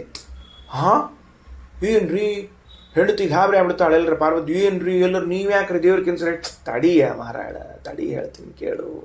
ತತಃ ಸಾಕ್ಷಾತ್ ಜಗನ್ನಾಥ ಪ್ರಸನ್ನೋ ಭಕ್ತವತ್ಸಲಃ. ಆಗ ಸಾಕ್ಷಾತ್ ಜಗನ್ನಾಥನಾದ ಭಗವಂತ ಪ್ರಸನ್ನನಾದ ಭಕ್ತವತ್ಸಲನಾದ ಜಗನ್ನಾಥನಾದ ನಾರಾಯಣ ಪ್ರಸನ್ನನಾಗಿ ಏನು ಮಾಡಿದ? ನಾವೆಲ್ಲ ಕೇಳ್ಕೊಂಡಿಲ್ಲ ತಪಸ್ಸು ಮಾಡಿ. ಏನಂತ? ಸ್ವಾಮಿ, ನಮ್ಮ ಪೂಜಾನೂ ಆಗಲಿ, ಲೋಕದಲ್ಲಿ ಜನ ನಿನಗಿಂತಲೂ ನಮ್ಮನ್ನು ಶ್ರೇಷ್ಠ ಅಂತ ತಿಳ್ಕೊಳ್ಳಿ ಅಂತೇನಿತ್ತಲ್ಲ. ಅಂಶಾಂಶೇನಾತ್ಮನೇವೇತಾನ್ ಪೂಜಯಾಮಾಸ ಕೇಶವ. ಪರಮಾತ್ಮನು ಅಂಶಾಂಶೇನ ಮೂಲ ರೂಪದಿಂದ ಹೊರಗೆ ಬಂದ ಅಂಶವಾದ ರಾಮಕೃಷ್ಣಾದಿ ರೂಪಗಳಿಂದ ದೇವಾನ್ ಪಿತೃನ್ ದ್ವಿಜಾನ್ ಹವ್ಯಕವ್ಯಾದ್ಯೈ ಕರುಣಾಮಯ ತತಃ ಪ್ರಭೃತಿ ಪೂಜ್ಯಂತೆ ತ್ರೈಲೋಕ್ಯೆ ಸಚರಾಚರೇ. ರಾಮಕೃಷ್ಣನಾಗಿ ತಾನು ಬಂದು ದೇವತೆಗಳನ್ನು, ಪಿತೃಗಳನ್ನು, ಬ್ರಾಹ್ಮಣರನ್ನ ಪೂಜೆ ಮಾಡಿದ ಅನ್ನುವುದಕ್ಕಾಗಿ ಇವತ್ತಿಗೂ ಲೋಕದಲ್ಲಿ ಹವ್ಯಕವ್ಯಗಳಿಂದ ದೇವತೆಗಳ, ಬ್ರಾಹ್ಮಣರ ಎಲ್ಲರ ಪೂಜೆ ಆಗ್ತಾ ಇದೆ. ಅವತಾರದಲ್ಲೂ ಸರ್ವಾಶ್ರಯನಾಗಿದ್ದಾನೆ. ವಿಜ್ಞಾನಂ ಯಜ್ಞಂ ತನುತೆ ಕರ್ಮಾಣಿ ತನುತೇಪಿ ಚ. ತೈತ್ರಿಯ ಉಪನಿಷತ್ನಲ್ಲಿ ಹೇಳುವಾಗ ವಿಜ್ಞಾನಂ ಯಜ್ಞಂ ತನುತೆ, ವಸುದೇವ ಪುತ್ರನಾದ ವಾಸುದೇವನಾದ ಶ್ರೀಕೃಷ್ಣ ಯಜ್ಞ ಮಾಡ್ತಾನೆ. ಮಾಡಲಿಲ್ವಾ? ಅಶ್ವಮೇಧ ಯಜ್ಞ ಮಾಡಿದ್ದಾನೆ ಪರಮಾತ್ಮ, ಬೇಕಾದಷ್ಟು ಯಜ್ಞಗಳನ್ನು ಮಾಡಿದ್ದಾನೆ ರಾಮನಾದಾಗ ಕೃಷ್ಣನಾದಾಗ. ಬಿಡ್ರಿ, ರಾಮಾವತಾರದಲ್ಲಿ ರಾಮಚಂದ್ರ ದಶರಥನಿಗೆ ಶ್ರಾದ್ದವನ್ನು ಮಾಡಿದ್ದಾನೆ. ಒಂದು ದಿವಸ ಮಾಡಿದ್ರೆ ಮುಗಿತೇನ್ರಿ ಅಂದರೆ ಯಾವಾಗಲೂ ಮಾಡಿದ್ದಾನೆ ಶ್ರಾದ್ದವನ್ನು. ಮತ್ತೆ ಅಂದ ಮೇಲೆ ತತಸ್ಸಾಕ್ಷಾತ್ ಜಗನ್ನಾಥ ಪ್ರಸನ್ನೋ ಭಕ್ತವತ್ಸಲಃ ಅಂಶಾಂಶೇನೇವಾತ್ಮನೇ ತಾನ್ ಪೂಜಯಾಮಾಸ ಕೇಶವ. ಯಾರನ್ನ? ದೇವಾನ್, ದೇವತೆಗಳನ್ನ, ಪಿತೃನ್, ದ್ವಿಜಾನ್ ಮನೆಗೆ ಕರೆದು ಬ್ರಾಹ್ಮಣರ ಪೂಜೆ ಮಾಡಿದ್ದಾನೆ. ರುಕ್ಮಿಣೀ ದೇವಿಯ ಪತ್ರವನ್ನು ಕೊಡ್ಲಿಕ್ಕೆ ಬಂದ ಬ್ರಾಹ್ಮಣನ ಪೂಜಾ ಮಾಡ್ಯಾನ. ಸುಧಾಮನೆಂಬ ಬ್ರಾಹ್ಮಣ ಪೂಜಾ ಮಾಡ್ಯಾನ. ನಿತ್ಯದಲ್ಲಿ ಬ್ರಾಹ್ಮಣರ ಪೂಜೆ ಮಾಡಿದ್ದಾನೆ. ಯಾಕ? ಸರ್ವಾಧಾರತ್ವಂ ಸರ್ವಾಶ್ರಯತ್ವಂ ಕರುಣಾಮಯ ತತಃ ಪ್ರಭೃತಿ. ಹಾಗೆ ಭಗವಂತನು ಮಾಡಿದ್ದರಿಂದ ಅವತ್ತಿನಿಂದ ಇವತ್ತಿನವರೆಗೂ 3 ಲೋಕದಲ್ಲೂ ಹೀಗೆ ಪೂಜೆ ಆಗ್ತಾ ಇದೆ ಅಲ್ರಿ. ಇದೇನು ಕನೆಕ್ಟ್ ಏನು ಮಾಡಿದ್ರೆ ಗೊತ್ತಾಗಲಿಲ್ಲ ನಮಗೆ, ಹಿಂಗೇನಂತ ತಿಳಿಲಿಲ್ಲ. ಇಷ್ಟೇ ಹೇಳಿಗೆ ಬರ್ತಿತ್ತಿಲ್ಲ ನಿಮಗೆ. ರಾಮ ಕೃಷ್ಣ ಅವತಾರ ಮಾಡಿದಾಗ ಶ್ರಾದ್ದ ಪಕ್ಷ ದೇವರ ನಮಸ್ಕಾರ ಬ್ರಾಹ್ಮಣ ನಮಸ್ಕಾರ ಎಲ್ಲ ಮಾಡ್ಯಾನ, ಅದರಿಂದ ಅವರಿಗೆಲ್ಲ ಬಂತು ಅಂತ ಇಷ್ಟು ಹೇಳ್ಬಿಟ್ರೆ ಮುಗಿದು ಹೋಗ್ತಿತ್ತು. ಏನು ಅಂತರ್ಯಾಮಿಯಾಗಿ ಮಾಡ್ಯಾನ ಅಂತೇನದ, ಇದನ್ನೆಲ್ಲ ನೀವು ಶಿಫ್ಟ್ ಮಾಡಿದ್ರೆ ಮುಗಿದು ಹೋಗ್ತಿತ್ತು. ಎಲ್ಲಿ ಶಿಫ್ಟ್ ಮಾಡಿದ್ರೆ? ರಾಮಕೃಷ್ಣ ದೇವತಾರಲ್ಲಿ ಶಿಫ್ಟ್ ಮಾಡಿದ್ರೆ ಮುಗಿದು ಹೋಗ್ತಿತ್ತು. ಶಿಫ್ಟಿಂಗ್ ಬಿಟ್ಟು ಇದ್ಯಾಕೆ ಗಿಫ್ಟಿಂಗು, ಇದನ್ಯಾಕೆ ಕೊಡ್ಲಿಕ್ಕತ್ತೀರಿ ನೀವು ಅಂದ್ರೆ ಇಲ್ಲೊಂದು ಸ್ವಾರಸ್ಯದ. ಅಂತರ್ಯಾಮಿಯಾಗಿದ್ದು ಮಾಡಿದಾಗ ಯಾರಿಗೂ ಕಲ್ಪನಾ ಬರೋದಿಲ್ಲ. ರಾಮಕೃಷ್ಣ ದೇವತಾರಗಳಲ್ಲೇನಾದರೂ ಒಂದು ವೇಳೆ ಶಿವನ ಆರಾಧನೆಯನ್ನ ಮಾಡಿದ, ಅದು ಇದ್ದ ಉದ್ದೇಶ ಸರ್ವಾಧಾರತ್ವಕ್ಕೆ. ಜನ ತಿಳ್ಕೊಳ್ಳೋದೇನು ತಿಳ್ಕೋತಾರ ಅಂತಂದ್ರೆ ಬಂಗಾರ ಕೃಷ್ಣ ಶಿವನಿಗಿಂತ ಅಧಮ ಕಾಣಿಸ್ತದ ಅಂತ ತಿಳ್ಕೊಂಬಿಟ್ರೆ, ರಾಮ ಶ್ರಾದ್ದ ಮಾಡ್ಯಾನಂದ್ರೆ ಪಿತೃಗಳಿಗಿಂತ ಸಣ್ಣವ ಅಂತ ತಿಳ್ಕೊಂಬಿಟ್ರೆ, ಹಾಗಾಗಬಾರದು ಎಂಬುದಕ್ಕೆ ಹಿಂದಿನ ಇತಿಹಾಸ. ಏನು ಇತಿಹಾಸ? ಎಲ್ಲ ದೇವತೆಗಳು ಭಗವಂತನ ಆರಾಧನಾ ಮಾಡಿ, ಸ್ವಾಮಿ ಲೋಕದಲ್ಲಿ ನಮ್ಮದೂ ಪೂಜಾ ಆಗಲಿ, ನಮಗೂ ಪ್ರಸಿದ್ಧಿ ಬರಲಿ, ನಮಗೂ ಶ್ರೇಷ್ಠತ್ವ ಬರಲಿ ಅಂತ ಕೇಳಿಕೊಂಡದ್ದಕ್ಕೆ ಅಷ್ಟು ಅಂತ ವರ ಕೊಟ್ಟು, ಬರೇ ವರ ಕೊಡಲಿಲ್ಲ, ಥೇರಿ ಮಾಡಲಿಲ್ಲ, ಪ್ರಾಕ್ಟಿಕಲ್ ಮಾಡಿ ತೋರಿಸಿದ ದೇವರು ತಾನೇ ಯಜ್ಞ ಮಾಡಿ ಅವರಿಗೆಲ್ಲ ಶ್ರೇಷ್ಠತ್ವವನ್ನು ತಂದುಕೊಟ್ಟು ಸರ್ವಾಧಾರತ್ವವನ್ನು ಸಿದ್ಧಪಡಿಸಿದ್ದಾನೆ. ರುದ್ರದೇವರಂತರೂ ಒಂದು ಹೆಜ್ಜೆ ಮುಂದೆ ಹೋಗಿದ್ರು. ಬರೇ ನಾನು ಯಜ್ಞ ಮಾಡಿದ ಸಾಲಂಗಿಲ್ಲ, ನೀ ನನಗೆ ನಮಸ್ಕಾರ ಮಾಡ್ಬೇಕು, ನೀ ನನಗೆ ಕೇಳ್ಕೋಬೇಕು, ವರ ಕೇಳ್ಕೋಬೇಕು, ನಾನೇನು ವರ ಕೊಡ್ಬೇಕು ಅಂತ ಕೇಳ್ಕೊಂಡಿದ್ರು. ಅಷ್ಟು ಅಂದ ಪರಮಾತ್ಮ. ಯಾಕೆ? ನಾನು ಕರುಣಾಮಯ, ಎಲ್ಲರಿಗೂ ಆಶ್ರಯ ಕೊಡಬೇಕು ಅಂತ ಸಂಕಲ್ಪ ಮಾಡಿಕೊಂಡದ್ರಿಂದ ನೀ ಏನಂತೆ ಅದನ್ನು ಮಾಡಿಗಾದರೂ ನಿನಗೆ ಆಶ್ರಯ ಕೊಡ್ತೀನಿ, ಬಿಡೋದಿಲ್ಲ ಅಂತ ಪರಮಾತ್ಮ ಇಚ್ಛಾ. ಆ ಶಬ್ದ ನೋಡ್ರಿ, ಪದ್ಮಪುರಾಣದ್ದು ಹವ್ಯ ಕವ್ಯಾದ್ಯೈ ಕರುಣಾಮಯ. ಯಾರಾಡಿದ್ದು ಈ ಮಾತನ್ನು? ಸ್ವತಃ ರುದ್ರದೇವರು ಕರುಣಾಮಯ. ತತಃ ಪ್ರಭೃತಿ ಪೂಜ್ಯಂತೆ ತ್ರೈಲೋಕ್ಯೆ ಸಚರಾಚರೆ ಇತಿ ಪಾದ್ಮೆ ಇತಿ ಚ ಪಾದ್ಮೆ ಅಂತ ತಿಳಿಸಿಕೊಟ್ಟಿದ್ದಾರೆ. ಅವ್ಯಾಕೃತ ಬ್ರಾಹ್ಮಣದ ಈ ಭಾಗದಲ್ಲಿ ಜೀವಾಂತರ್ಯಾಮಿಯಾಗಿದ್ದು ಭಗವಂತ ಸರ್ವಾಧಾರ ಹೆಂಗ, ರಾಮಕೃಷ್ಣ ದೇವತಾರಗಳಿಂದ ಸರ್ವಾಧಾರಣ ಹೆಂಗ ಅಂತ ತಿಳಿದಿದ್ದೇವೆ.